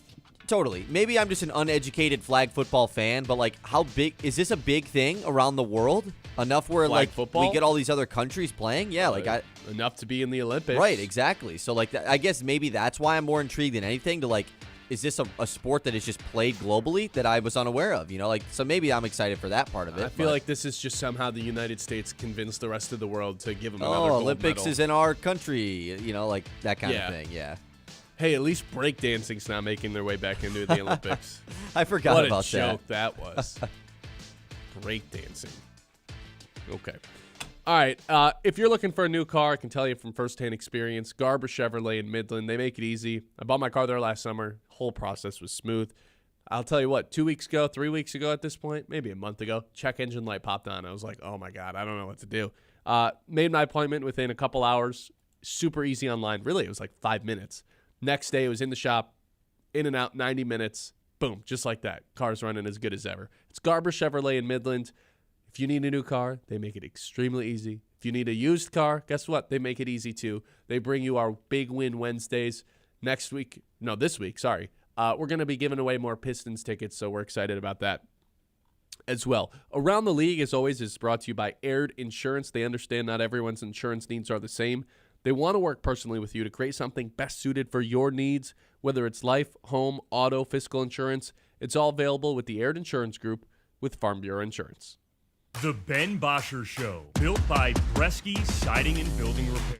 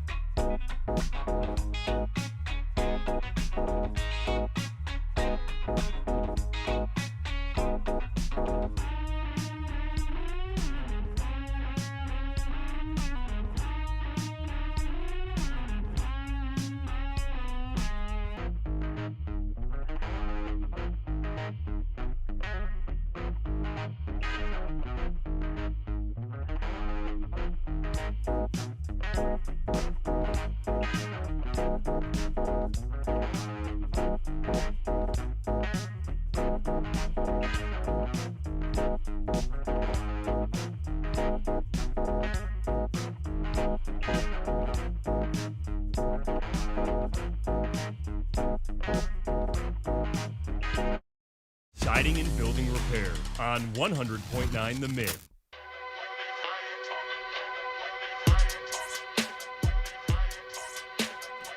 Is it finally time for the Big Ten to win a national championship? You look around, the Sweet 16, 6 of the teams are Big Ten teams. And if you're an anti-SEC person, guess what? 2 head-to-head wins over the SEC. Yesterday, Iowa beating number 1 Florida, so no back-to-back champions. And we had Nebraska knocking off Vanderbilt in what was a battle of like the forgotten stepchild of each conference. You know what I mean? It's like no one really believed in Vanderbilt to win it all, yet they were kind of a high seed. Same with Nebraska. It's like, yeah, we know this team's not necessarily a championship contender, but let's just have these 2 teams play for a chance to go to Sweet 16. They were the same team in my mind. Yeah, in each like conference. that. I like that. Yeah, so now we're looking at the Sweet 16 in general with 6 Big Ten teams in it. Of the, 9 that made it? 6 have made it to the Sweet 16? Was it 8 or 9 that made it? I believe 9. Yeah. UCLA, Wisconsin, and one other team. Ohio State were the 3 that lost. There it is. And I'm looking around. It's like, okay, Michigan, heavy favorite to win the national championship. Maybe not heavy, but whatever. You look at the South region, now that Florida's gone, you've got Iowa, Nebraska, and Illinois still alive, with Houston being the last team. So probably not like a true 75% chance that a Big Ten team is representing the South, because Houston could just very well still win it. But Illinois, they've played really good as of late. So you've got those 3 teams. You've got Michigan State still alive. You've got Purdue that's still lingering around and just has to beat Arizona. Is this finally the year that Michigan, or not Michigan, but the Big Ten ends the drought? Let's stand on our business. I'm going to do it. I'm going to regret this, I'm sure, because I've said this before and I've regretted it. Yes, this is the year the Big Ten finally ends the drought. I'll stand on my business. I'll say it. No more dancing around the conversation, Kyle. Where are you at? Is this the year? No. Duke? No, I'm out on Duke. I think Duke loses. I had Kansas beating Duke. I was pretty confident in that. So Arizona? Are you an Arizona guy? I'm an Are you a Arizona Houston guy. I like Arizona, and I know. Yeah. Oh, you're picking Arizona, the team that literally never does anything in March. Yes, I am. I think that though this conversation, like, there's a reason why you had to reword it. We're like, do you think Michigan this is the year, or actually is this the Big Ten year? No, that actually is the real question though, because we're not going to see another Big Ten team outside of Michigan win it. Like, the question, we can label it as, is this the Big Ten's year of winning the national championship? We can put that label on it for sure, because there's 6 different teams that could all do it. Do we think any of them can actually win it other than Michigan, though? And I think if you say yes, then it's just, no, you don't. You don't actually think that. I don't. Right? They wouldn't be my first picks. Because when, there's 6 Big Ten teams left, that's great. And I'm not doing an anti-Big Ten thing here, by the way. I just want to make that clear. I'm a huge Big Ten propaganda pusher. But when you look at all these other teams, like, yeah, Michigan's a favorite, but then it's Arizona, then it's Duke, then it's Houston, then it's Iowa State, then Purdue's there in the mix, Illinois is there in the mix. So, like, that's the team that I was going to go to and say, well, if there's a different team besides Michigan that can do it, it probably is Purdue. Guess where they rank in terms of the odds? You think Purdue, national title? I think it's possible. I would pick a handful of teams ahead of them, but where do you think they rank in terms of the national championship? Purdue? Odds-wise. I mean, I literally just read it off. Oh, you did? They're like 5th or 6th, right? Yeah, they're in front of Houston and Iowa State, which I thought was a little surprising. That is a little surprising. I agree. I think there's something to really value with Braden Smith, though. He's probably one of the more experienced players left in the tournament. At least of the stars, he's the most experienced guy for sure. And like, as much as people like to make fun of Purdue and Braden Smith, this and that, the guy broke the all-time assist record in like a traditional 4 years of college basketball. And that's has awesome. Played in a national championship game. Like, yeah. I guess the stage could still get too bright for him, but it's not like they're walking into if they were to make the Final Four, it's not like they've never experienced anything like that, Matt Painter included. I would say Purdue. Are they in my I respect it. circle of my top 3 picks to win the national championship? No, they're not. But if we're going to say open this up to can the Big Ten do it, they're probably the second team outside of Michigan that you'd pick, right? Yeah, them or Illinois. Yeah, Illinois has just got such a tough matchup with Houston. They do, but then it's like you beat Houston and you're going to beat whatever Big Ten team you're facing in the Elite Eight. Yeah, exactly. So of course you have to beat Houston first, which is extremely difficult to do. And so I think just based off of how the bracket is worked out, you could obviously say, yeah, this is the year for the Big Ten to do it because they could send a team from every quad to the Final Four. Imagine we got a Big Ten Final Four. No, I can't. I also can't. Yeah, you're right. But the fact that they have that many options is great. It just comes down, at the end of the day, it's like how confident are you that Michigan wins the national championship? That's what it feels like to me. And I think it's completely fair to say, yes, the Big Ten will win it this year because you think Michigan's going to win it. Because certainly Michigan looks like, if not one of, the best team right now in the tournament. And then Kyle has to thank Michigan for ending the Big Ten tournament drought that Michigan State see, that sucks because my whole bit, I love the bit of like, well, Tom Izzo hasn't won the national championship in 25 years. Yeah, well, neither is any Big Ten team. I love doing that. Dusty's the one I to love do it. Doing that. Oh, man. Kyle's Dusty, head might explode. man. Ugh. It's so good. I think your head actually would explode if Dusty May were to win a national championship and they're all of a sudden I would rather the team in the Big Ten. I would rather be with I saw Gary threw this in the YouTube chat earlier. Like, I would rather be with John, MSU St. John's Elite Eight game with them and St. John's beat MSU. I'd rather that happen than Michigan just win a national championship in general. You know, that seems a little harsh. That seems a little rude, yeah. I think there is going to be something for the diehard Sparties out there where they might have to go into hiding for a little bit of like, because the Michigan fans are going to be loud about not just the national championship if they win it in basketball, but the fact that they can rub 2 in this decade, football and basketball. Yeah, the Michigan State fans are going to be in for it because the Michigan fans like to tell you about. Because then it's like titles. even the football one, the State fans can throw the asterisk on it. You know, like you can in your own brain you can. No, I'm not saying I do, but like you can blindly be like, oh, but what about Connor Stallions? If they win it, it is. That's what I'm saying. But like at least that's an option.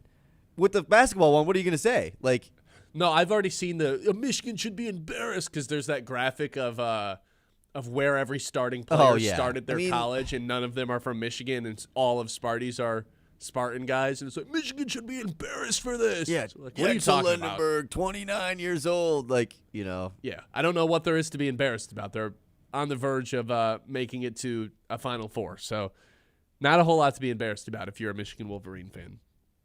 I think there is a legitimate chance that one of those teams is walking away a national champion. I just cannot wrap my brain around the fact of, like, what if it's Michigan State national champ? Like, that's obviously MSU has to completely overperform to get there. And you only have you really 24 hours to figure out how you're going to, like, you and I would have one show. We'd have one show. You don't even have the week to, like, prepare for it. You just have to, boom, you're thrown in the mix. What am I even going to do? We would have all of next week to It becomes realistic next week if they both can make it out of their region and make it to the A Final lot Four. of stuff to get to before that, though. Yeah. Tigers So I don't even opening wanna talk about day. We've got Lions to get to, of course. It really is draft season now.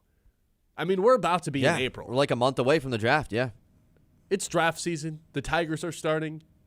Michigan State, both still alive in March Madness, which kind of reaffirms that this is the best rivalry in all of college basketball. The fact that they're both awesome.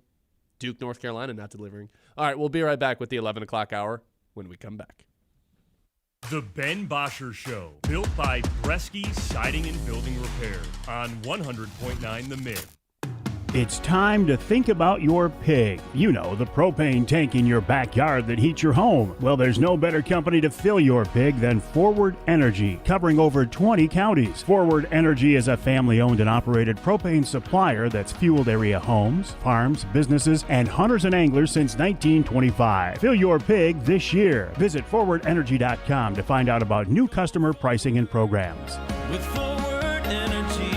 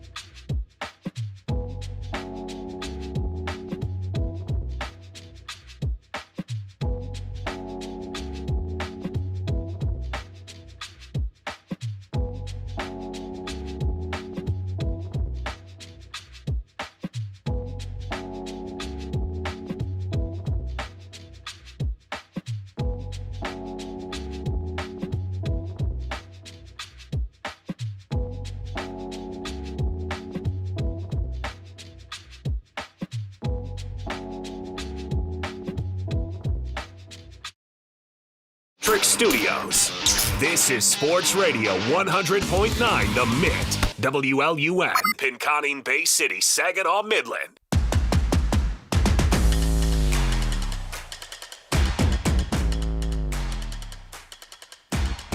All right, welcome back in, everybody. This is the Ben Bosscher Show, and we are live here on 100.9 The Mid, 11 o'clock hour, brought to you by Yiter Insurance, as always. One take from both Michigan and Michigan State over the weekend, the first of which just has to be Michigan is the best team in the tournament. And I know most Michigan fans are like, yeah, duh. Have you watched college basketball this year? But, I mean, come on. Like, be realistic with me here.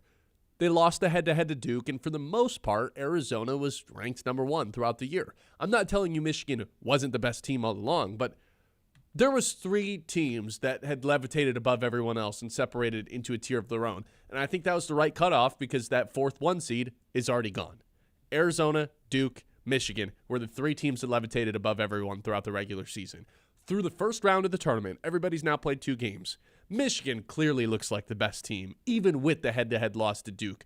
because of that front court that they have, Jackson Lenderberg, Merez Johnson, Ademara, I just think there's very few teams that are even capable on their best day of beating that front court with the size and skill that all three of those guys have. They look like an NBA front court. I believe all three of those guys are going to be top 25, top 20 picks in this year's NBA draft. That is how good they are. It's going to take an incredible, basically flawless performance from either Duke, Arizona, maybe Houston or Iowa State can do it. There's very few teams, it feels like right now. And I guess I'll throw Purdue in there, I was about to too. say, Purdue literally just did it. You have to throw Purdue in Michigan there. State? I can't get there yet. I left him speechless. I can't get there yet. Obviously. I mean, of course you can't. And it's too early to preview the Sweet 16 matchup. We still are just kind of reacting from yesterday. Too early. Psh, I'll do it right now. I mean, Alabama is the team in the country that shoots more threes and makes more threes than anybody else in the nation. They were the team that you were kind of scared of, right? Like that this was the whole, not scared of, but this was the reason why you were like, I actually am going to zag on everyone's opinion that Michigan got off lucky. I think that this region is tough for them based off of the teams they might have to run into. And specifically, it was about Bama. Because Bama's the epitome of the teams that they have to run into in terms of we're living and dying by the three. Like, we're totally fine just if that's the way we lose, so be it, but we're going to shoot a million threes. Yeah. There's a lot of teams in this region that play that way. Tennessee's kind of like that as well. So St. Louis was one of them as well. St. Louis was totally like that, but they didn't have the size. Exactly. Even Howard was like that, and they made a ton of threes in the first half of the round of 64 game. I'm not scared of Bama, but it's one game, single eliminate. If Michigan played Alabama in a best-of-7 series, Michigan's winning the series every time. It's one game, though. Can they get hot from behind the arc? That's the question. But, like, let's put that aside. We'll kick that can down the road for later on this week. It does feel like Michigan has basically become you know what Alabama's not going to be able to do? Get any stops. Because certainly not. As much as Michigan is the number 2 defense in the country in terms of defensive rating on KenPom, it's their offense that has been spectacular for the first weekend of March Madness. No one has been able to stop them. 2 straight games of 90-plus points. First time a Big Ten team has done that since they did it in 92. They look unbeatable. I think that's the part why you do feel so confident about Michigan being the best team left in the tournament is because, I made the joke earlier about, well, this is number 1 defense all season long, and then out of nowhere they're just like giving up 80 points to Howard and giving up, this to St. Louis, this and that. But like it mainly was just to show like they still have dominated because of their offense. Like the fact that they've hung their hat on their defense all season long, and yet their offense has just very clearly been the reason why they have looked so dominant so far throughout these first couple of games. You expect that defense to get back to a high level. And not saying it's not right now, but it's just, they've maybe given up a little bit more points than you want to from the number 1 defense. And there's a thing in basketball, too, that like when you feel like you can just score on every single possession and you don't have to do the 100% defense every possession on the other side, like human nature tends to just take over a little bit there where it's like, we've got a 10-point lead. Like, it's not to say that they took their foot off the gas a little bit, but there is some human nature of like, we can score literally anytime we want. Well, and they can score with anybody. That's the thing about Michigan. Like, we can sit here and be like, oh, Alabama, like they're the high-powered offense. All these other teams like Tennessee, just these SEC schools that could go off. Michigan can score with any of them. Mm-hmm. And then add in the fact that their defense in size and length is better than everyone. Like, the formula to beating Michigan is having a specific player that can just get their team great looks against Michigan's defense. That's why they lost to Purdue, right? Because Michigan's switchability, their switching defense, it hurts a lot of teams. When you have Braden Smith that can help pick apart a switching defense, that's when it's going to get tough. And so I think that with Alabama, not to preview it, but once again, like they're going to be able to score points on Michigan, yes. But Michigan can score with anybody. Yeah. And then you add in how fast they play, their transition offense. Oh, my. The full court passing. It's just ridiculous. I've been saying it since November. It's amazing. Whether it's Yax or whether it's Mara, who just grabs the ball off the rim and just football passes it all the way down the field to somebody. It's a perfect pass every time. Down the field, yeah. On the court. I said football pass. I mean, it looks like football. Yeah, exactly. No, it totally is. And then you add in the fact of just like, man, Yaxel Lendenberg in games like this, just turns into a different player. He was the dunk that he had was unstoppable. crazy, man. The Euro dunk into a poster. Yeah, it was ridiculous. Or the 3 lobs that he caught in the round of 32 game. Like, which dunk What you about talking about? the full court lob to Mara where he caught it backwards and threw it off the glass? What was that? One thing that X doesn't get enough credit for is, I just don't think there's so much size on Michigan that I think he blends in a little bit. I don't think he gets enough credit for being 6'9". That's enormous. That's bigger than most wings. Did you hear Namari Burnett call him Dominican Yes. LeBron? Hilarious. Dude posters one guy and gets called LeBron. Okay, let's chill out. Dominican LeBron, though. Almost the same age as LeBron. Okay, relax. Two things I don't think he gets enough credit for is his size, and also, like, I guess this kind of plays into the DR LeBron thing, who's in town tonight, by the way, is he's a really smart player. And if I'm throwing a third thing in there, too, his passing is off the charts. He'll just throw lobs to Mara from beyond the three-point line all the time, but he's a really smart player. I know he only averaged 14 points per game. That's a little bit lower for a first-team All Big Ten guy. But guess what? He is constantly making the right play for his teammates. A really smart basketball player. And you've seen that here in March, where sometimes, like, he had 9 points in that first game. Wasn't all that impressive. Just, hey, other people have good shots. And then against St. Louis, he's like, well, I've got the advantage here. Let me just score 25 with 0 turnovers. Oh, okay. Sure, man. Go ahead. Their front court is different than everybody else's. Yeah. And there's an eye test with it, too. I can tell you all the stats, and we can talk about it. There's an eye test when you watch all these March Madness games, and then Michigan's on, how much it is clockwork for them to get buckets at the rim. Are we allowed to crown them as the best team left, though? Basically, I think so. Like, they literally lost to Duke. And Purdue? Yeah, the Purdue one, but no one's saying Purdue's the best team. Like, Duke came in as the favorite. Duke came in as the number 1 overall seed, and it had beaten Michigan. And now it's not like Duke is lost. Duke is still here.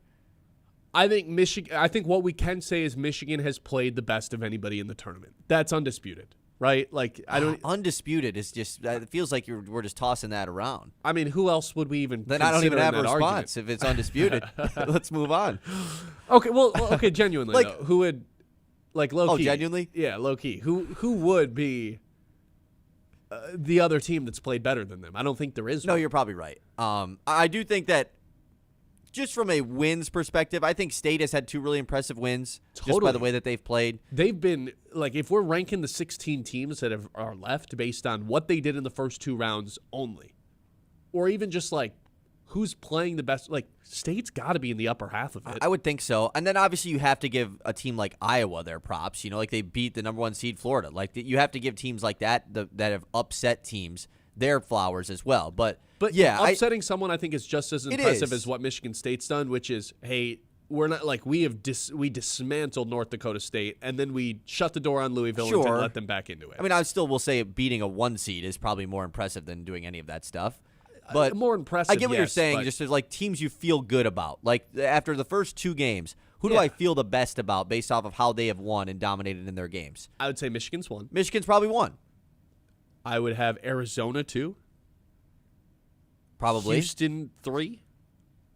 Iowa State 4, and maybe Michigan State Illinois. 5. Illinois looked really good too. Illinois too. Yeah, you're right. So yeah, I'm with you. I think that Michigan probably leads that leaderboard though.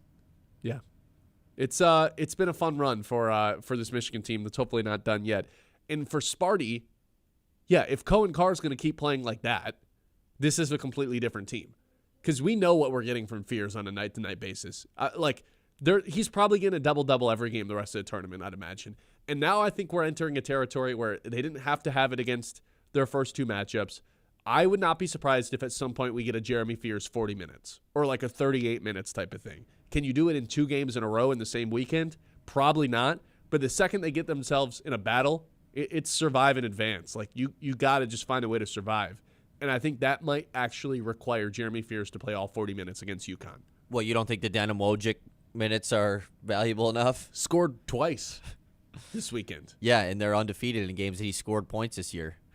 Well, if that's the case, he should start and just get a bucket. No, I 1,000% agree with you on this one. Like, when Fears comes off of the floor, I can't even watch. I'm so terrified. They don't look like a tournament when team. it's the Wojcik minutes. It's like I mean, I don't want to do this whole bit because I'm going to get worked up. But, like, yes, Fears needs to play all 40 minutes, especially against UConn in a game that's a toss-up right now. UConn's 1.5-point favorites. I bet that flips throughout this week. It's going to go back and forth. Like, what an awesome matchup that's going to be.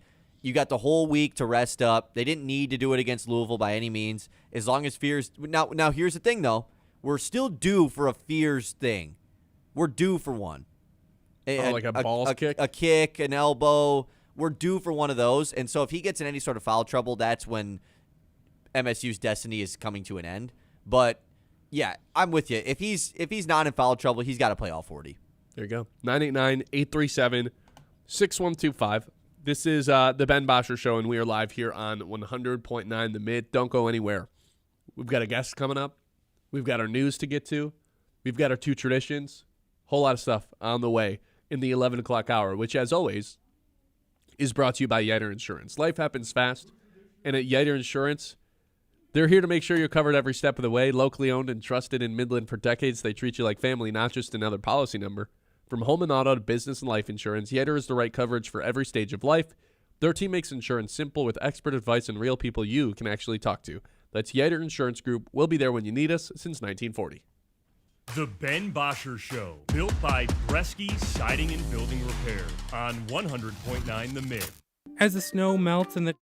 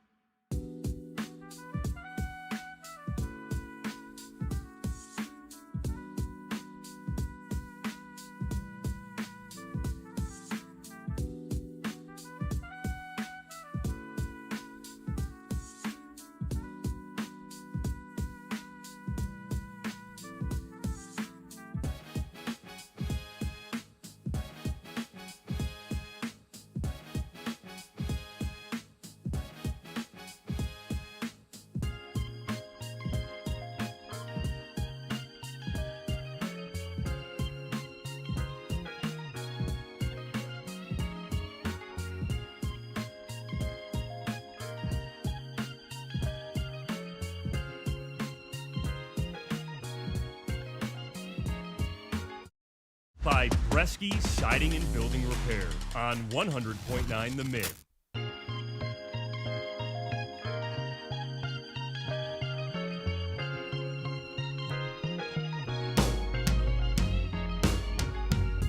(989-837-6125). Welcome in. 2 Sweet 16 teams in the Sweet 16. Well, 2 Michigan teams in the Sweet 16. 6 Big Ten teams, 2 Michigan teams. Michigan State. How many numbers? I just hit the news. The Mits Morning Catch.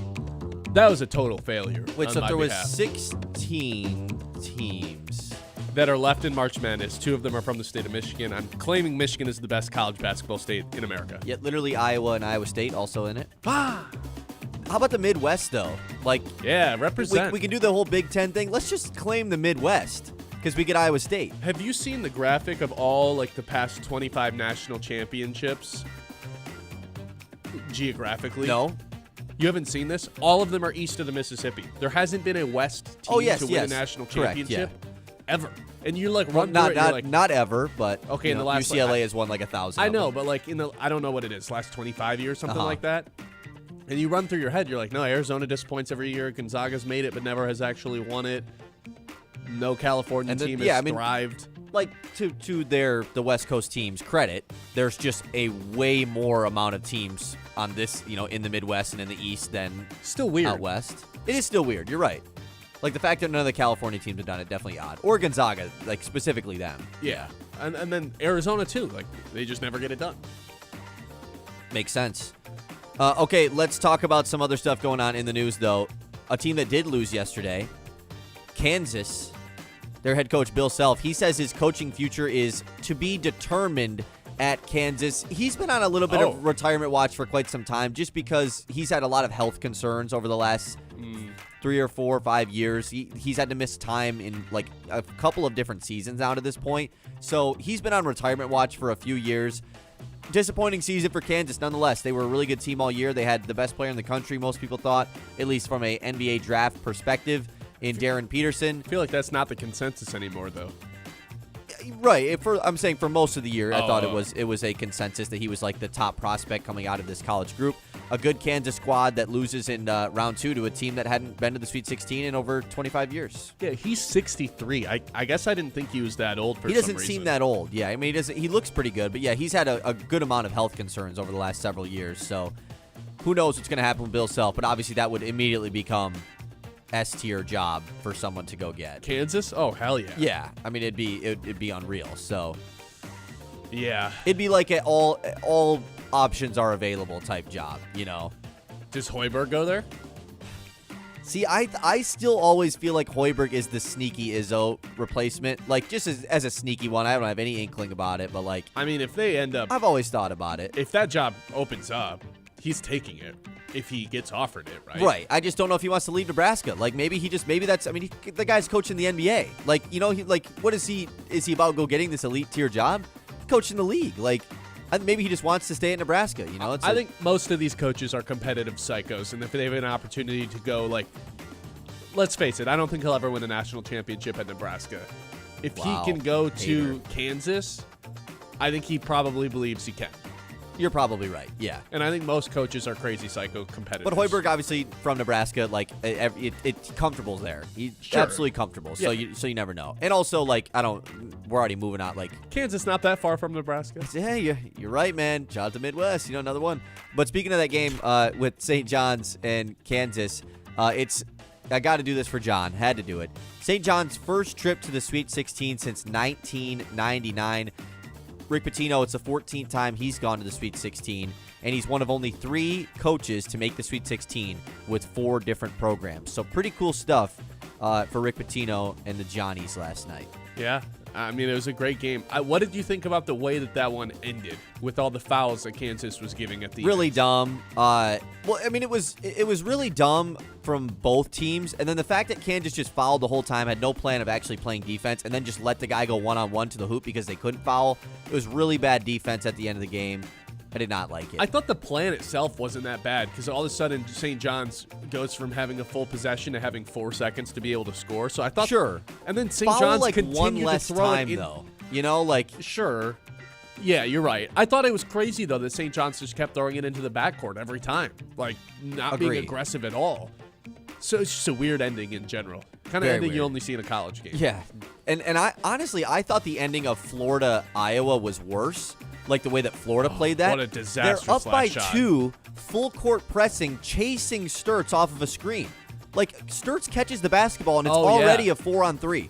What Just are you like doing that. in full court pressing with up 8 by seconds 2. left? You're winning the game. Pick Like, up that just- half court. Literally. Just play straight up or just have a one-on-one with Sturtz in the full court. Like, a full court press up by 2, I did not understand that. I don't think people realize how hard it is to stay in front of someone for 94 feet or however long a college court is. Well, especially when you chase him off the screen. Why were they doing that? He was 80 feet from the hoop. Like, I would just have let been him standing catch at it. half court, basically pick up everybody then. Like, there's no Yeah. need to press them. I get their point of, like, let's try to make them work to I get don't the know. ball up They the were floor, playing but like I hated it. They were playing like they were down by 2 rather Yeah. than up by 2. And they obviously it came back to bite them. So Yeah, I was out on that. shout out to Ben McCollum in Iowa for winning that game. Okay, let's move off of college basketball. Let's move to pro basketball. You talked about it earlier. Pistons, Lakers tonight. Lakers have won 9 straight. Pistons have won 3 straight, even though Cade Cunningham, of course, not in the lineup. The big news, though, is that Luka Doncic picked up his 16th technical the other night, so he was going to be suspended for tonight's game initially. That tech got rescinded, and he is not suspended, so we should be getting Luka and LeBron in L.A. tonight in LCA. So, from a Pistons standpoint, it kind of would have been nice to play the Lakers without Luka. Like, you actually feel like we could have won that game. Somehow the Pistons are only 2.5-point dogs tonight, even though Luka and LeBron are playing, and no one in the entire league is playing better than Luka at this moment. Cade is out. Isaiah Stewart is out. I was a little surprised when I saw that line to find out Luka was still playing, but for entertainment purposes, yeah, I am kind of glad I get to watch Luka tonight, if I'm being honest. Yeah, totally. I still can't believe the spread's only 2.5. I really wild, right? Weird. Lakers won 9 straight games. Like, it'd be different if, I mean, the Pistons should be able to score it still tonight, you would think, but... Yeah, I would guess Duran goes crazy. And I like that we can throw a SAR on him, but I also think he's too, like... I don't think he's strong enough to be in there with Luka, because he's got the crazy athleticism, but Luka's just going to be like, okay, come here. 1, 2, and he's just too big. Yeah. I don't know. I don't get it. I'm excited, though. Hopefully Asar can clamp up Luka a little bit, because somebody's got to stop that guy with the way that he's been playing. What, he's like 37 a game the last 9 games? Something like that? Something crazy. Yeah, ridiculous. Couple game winners. Luke Kennard had a game winner the other night for the Lakers. They've been playing really good. So that's tonight at 7, Pistons, Lakers. Last thing we got here in the news, we did have something drop during the show, college basketball related. Creighton head coach Greg McDermott is going to retire after the college basketball season is officially over. Been there for 16 years. Obviously was the father of Doug McDermott, who was the National Player of the Year. And that's going to be a pretty good job as well in the Big East. They've disappointed this year. They were good the year prior. Some NBA talent from Creighton as well. We're giving more love to the Midwest and the state of Nebraska. But, yeah, shout out to, we'll see who gets that Creighton job. Fred Hoiberg? Just go from Nebraska school to Nebraska school. Creighton's in Nebraska? Okay. Correct. Creighton, it would be in the state of Omaha, or the city of Omaha. Did not know that. Yeah.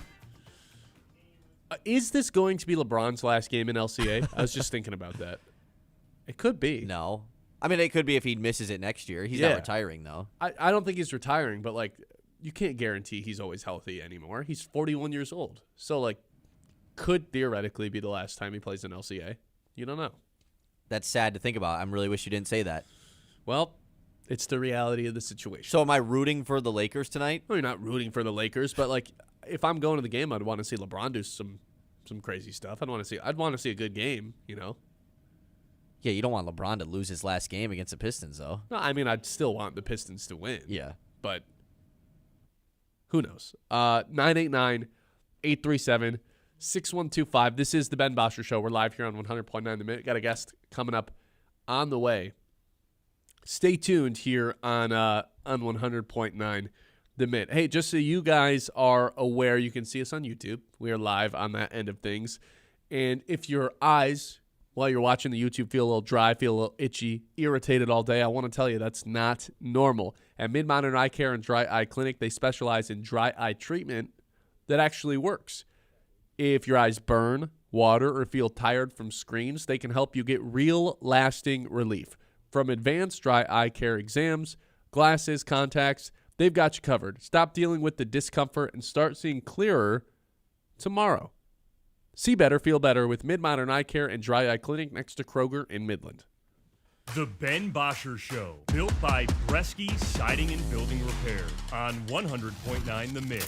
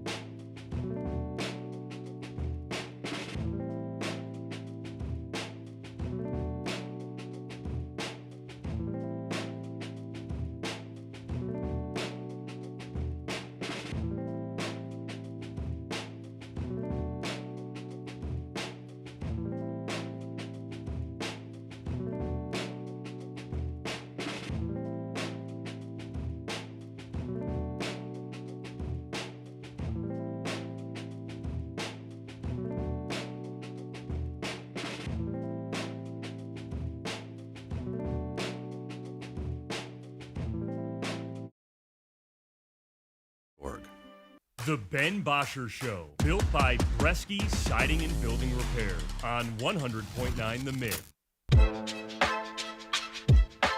You hear the name all the time. Time to get to know the face. Matt Smith, Modern Realty, is here. He was just telling me before we came back from break.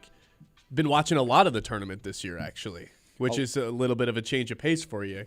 I would imagine this is usually a busy time of the year for you, being a realtor. Yeah, it's a busy time of the year, and I think I watched basketball a lot, NBA and college basketball when I was younger, and just kind of fell away from basketball a little bit. But, springtime, it's hard not to watch basketball. Yeah. And with the Big Ten presence this year, I'm like, wow, this is exciting watching our Big Ten teams. You're a Michigan guy, right? I'm a Michigan guy. That front court, we've been talking about that throughout the show, too. The front court between Yax and Mara and Johnson, just eye test-wise, it looks different than every other team in the tournament. Yeah, and I actually heard someone this morning talking about if you go on just that size and that talent alone, that Michigan team is hard to beat. And the comment that was also made was they didn't feel like Michigan had been tested, like they had run through the season and run through the first two games of the tournament. And I thought to myself, well, what about the loss in the Big Ten tournament? Yeah. They went through a loss. So I feel like they have been tested. And the game against Duke. I mean, that's against another team that's left in the tournament. I feel like they've been tested too. They're the favorite. We wake up today, they're the favorites to win it. Duke was the favorites to win it as we entered the tournament. So that flipped since Duke kind of struggled there in the Sweet 16. But you're a Big Ten guy, it seems like. Big Ten. Love Big Ten. Midwest. I'm a Midwest guy. Okay. 6 teams.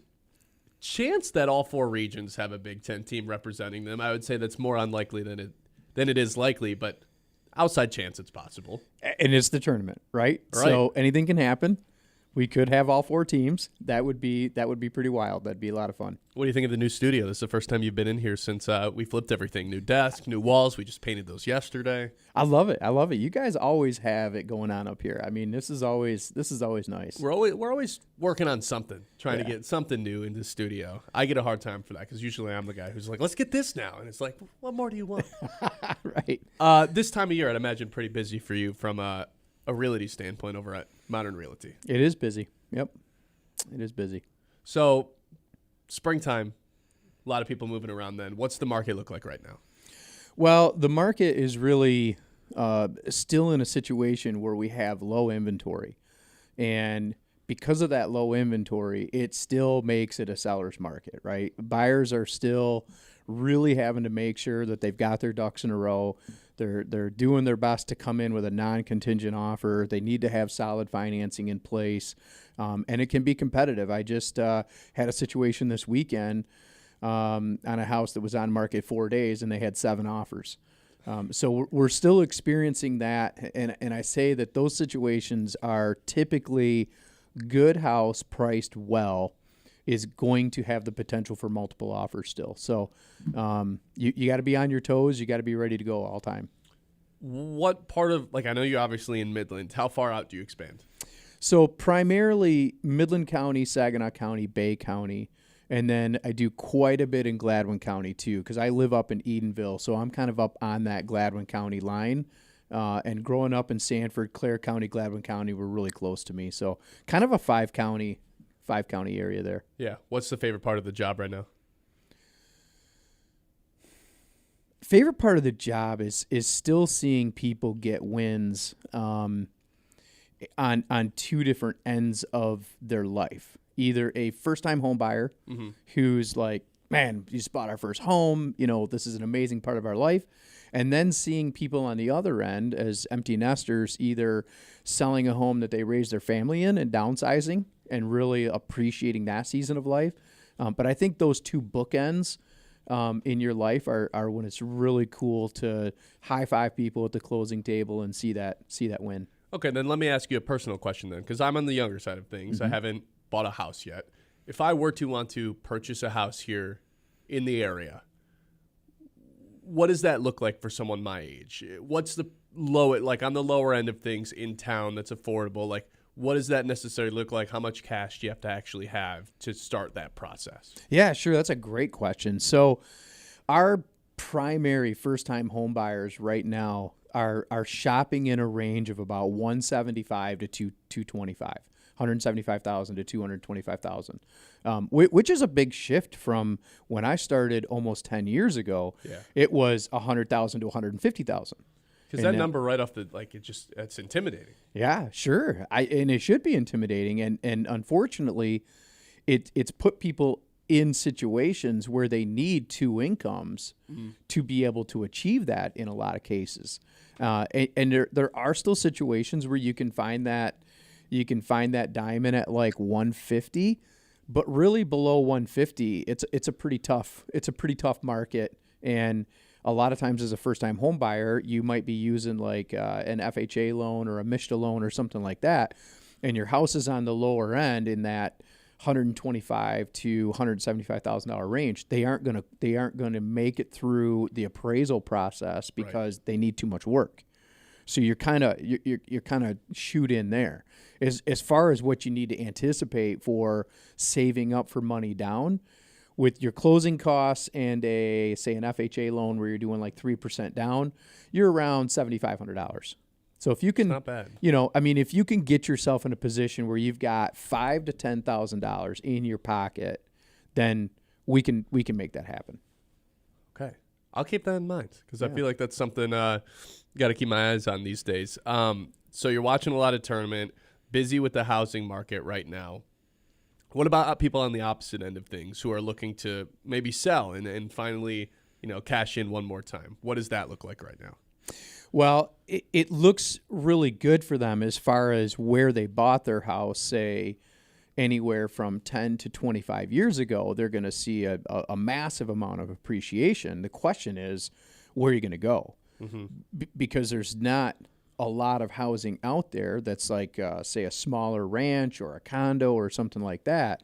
Our inventory still suffers on that end too. So, those people can really have a big win as far as the house may even be paid for at that point, and they're going to sell their house for more they ever imagined they could. But we got to figure out where they're going to go. So that's still a challenge. Are you a baseball guy? Yeah. Tigers? More so still college. I pay attention to the Tigers, but I love going out watching the Loons. I played baseball through high school. Played a little bit of adult baseball after high school even. So love playing the sport myself. Love watching the sport in an intimate setting. You're going to be here in 2 weeks for opening day? Not for opening day, but I'll be here soon. Perfect. Yeah. You get the promo schedule? Have you seen some of the promos that we got going this year? I have not yet. There's some new – are you a wrestling person? Probably was when I was a kid, not as much anymore. We got Mick Foley coming to town. Really? Yeah. Well, that's awesome. the one that I'm looking forward to the most this year. We've got Star Wars night as always again. Yeah. It should be a good time. Well, I hope to see you Bark here, in the man. Park is always that's a cool Paws one. and Claws Wednesday. You got any dogs? I do. Bring him on I've got an Wednesday. English bulldog. He is an amazing little What's his name? retard, Jacob. Oh, wow. I mean, he really is what you would think of as an English bulldog. Matt Smith, Modern Realty. I appreciate you stopping by. Always good catching up. Yeah, thanks, Ben. Absolutely. All right, we have a couple traditions to close out the show. This is the Ben Bosscher Show live here on 100.9 The Mid. The Ben Bosscher Show, built by...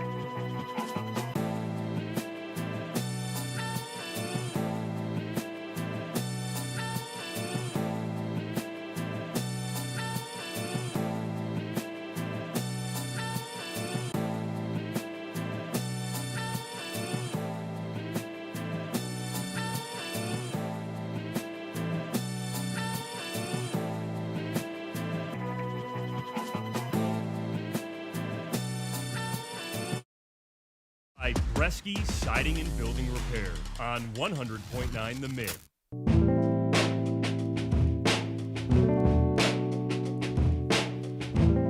All right, we have 3 traditions to close out every show. The first tradition we have, we're trying to make a little bit of money. Let's do it. It's our lock of the day. Lock of the day. You better lock it up. No, you lock it up. You lock it up. Lock it up. Lock it up. Now, before we get to our lock of the day, I did just have a thought that ran through my head. Is there any let's do the other tradition first. No, we'll start with the lock of the day. But are there any more perfect brackets? Or no, 0. I was about to say there's no way. 0 perfect brackets. No one ever gets out of the first weekend perfect. Yeah. Basically impossible. Yeah. That's tough. Okay. You want to know what the number 1 bracket killer was the entire weekend? I would assume Florida losing. Ohio State. Oh, because it was the first game. That's dumb. Number 1 bracket buster. Ohio State. 16 million brackets busted after Ohio State lost. Yeah, because it's the first game. Somehow Siena is one of the biggest ones. That doesn't make any sense. No, that makes no sense. Okay. Let's do the lock of the day then. Lakers are in town playing the Pistons tonight. They have had a kind of a slow defense all year round, and I don't believe in DeAndre Ayton at all to be able to stop Jalen Duren. With no Cade Cunningham, I do expect Jalen Duren to just continue to put up some pretty awesome numbers. He was an all-star regardless, and now he's putting up 1A type of numbers for a big man. Real chance to make third-team All-NBA this year. Which is kind of scary. Yeah, from a cap standpoint. Because then he's going to get the super-duper max. Yeah. Yeah.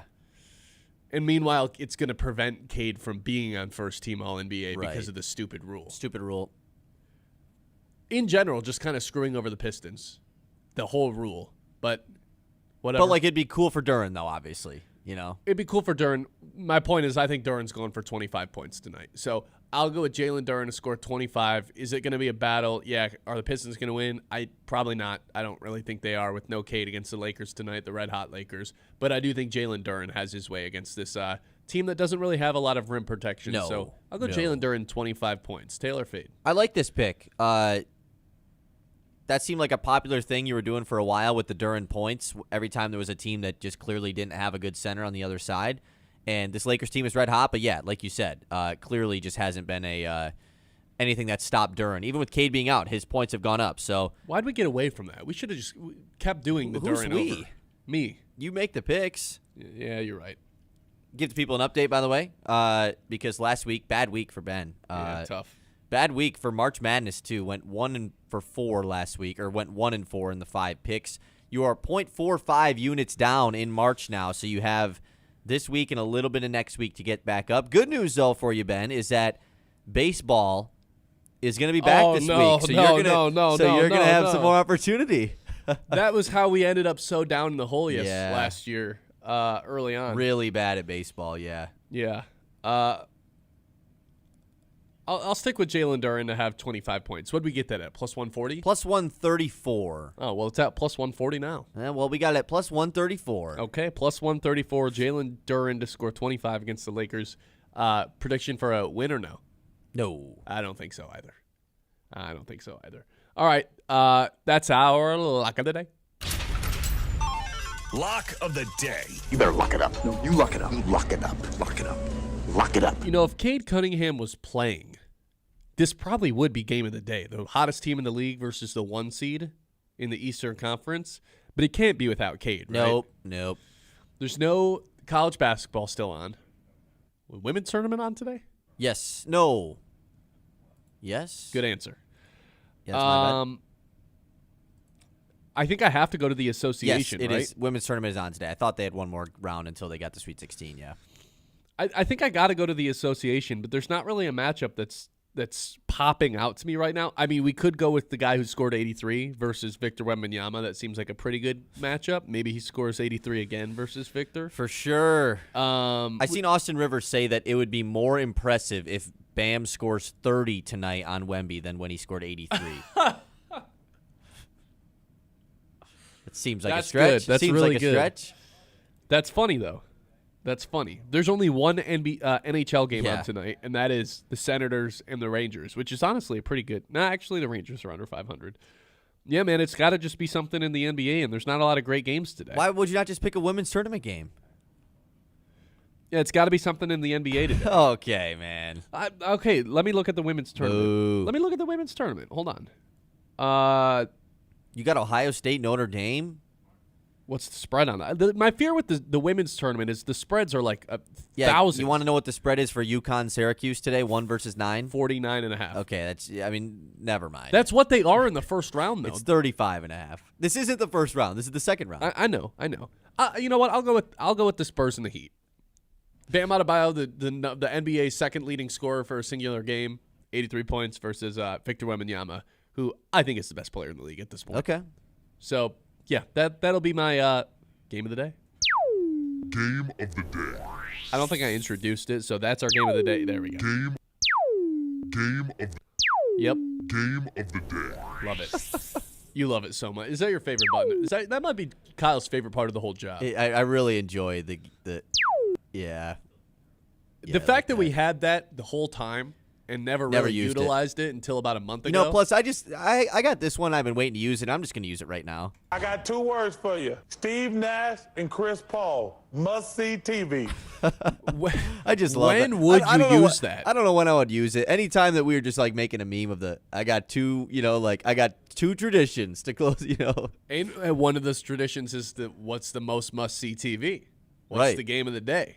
What's the Steve Nash and Chris Paul must-see TV of the day? 2 words. I think you have to find a way to play both of those in the last segment of every show. Every show? Yeah. Yeah, because, that becomes the 4th tradition. Is playing the Charles Barkley sounder. I got 2 words for you. No, go ahead. Play it all the way through. I got 2 words for you. Steve Nash and Chris Paul. Must-see TV.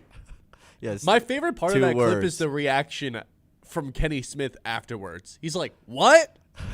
And then Ernie's like, you said 2 words. He goes, okay, let me redo it. Nash and Paul. That's 3 words. No, it's not. Are you raising your voice at me? All right, that's our game of the day. We've got one more tradition. That's the guest Wait, Collins. I have a sounder request in the YouTube chat. 1 sec. Sure. Yeah. Okay. No, I want one of those. For sure.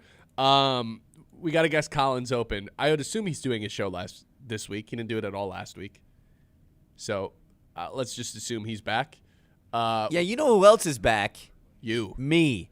I got another point. I nailed J-Max week. Yeah, you want to know why? You picked the Lakers 5 days in a row. Picked the Lakers every day. I hit 3 days in a row to end the week last week. So it's 47-45. You have the lead still. Today's episode 201 of the Ben Bosscher Show, by the way. So it's your turn to go first. Colin is important here. For sure leading with this is the best. College basketball is in a great state. Everyone complains. Grand scheme college basketball. Everyone complains that there's no upsets. Listen, this is the best we've had in college basketball in a long time. All the top players are playing in this tournament. We've got these incredible games, high-level coaches. This is as good as college basketball's ever been. Deep, blah, blah, blah. Yeah, he loves it. I think it's a grand scheme, college basketball in a good spot. Sure, you're right. I mean, that feels right. I don't know how I can, because I have to pick something college basketball, so I don't know how I can pick something inside of that. Pick the Lakers. I think I'm going to pick, no, I'm not picking the Lakers. Try out the Lakers. They haven't even, they're playing tonight. Yeah, that didn't matter to J-Mac. I think, yeah, that's J-Mac. I think I'm going to, specifically go to the Kansas St. John's thing. Oh. And just talk about, just the Darren Peterson stuff. I don't love it, but I'm going to do that. I don't love my pick either. I think you're right. I mean, this is exactly because Colin doesn't watch enough college basketball to actually dive into it. Just to do a big old, look at the tournament. It's great. Oh, these teams, this is great. That seems like the right open. And he'd be right. Yeah. The tournament is. So I'm going to do a Kansas, Peterson, Bill Self kind of thing. That's what I'll do. You should have just went Lakers. Yeah, probably. All right. That's going to do it for us today. We appreciate everyone for listening. Thanks to Matt Smith from Modern Realty for coming on. Follow us on Facebook, Instagram, TikTok, YouTube for our exclusive medium form content, TikTok and Instagram for our short form content, Facebook to stay up to date on all the latest news, stories, stats, graphics, all that stuff headed your way. Sports Radio 100.9 The Minute, the Ben Bosscher Show on TikTok. Appreciate you guys for listening today. We'll be back tomorrow, 9 a.m. Don't miss it. The Ben Bosscher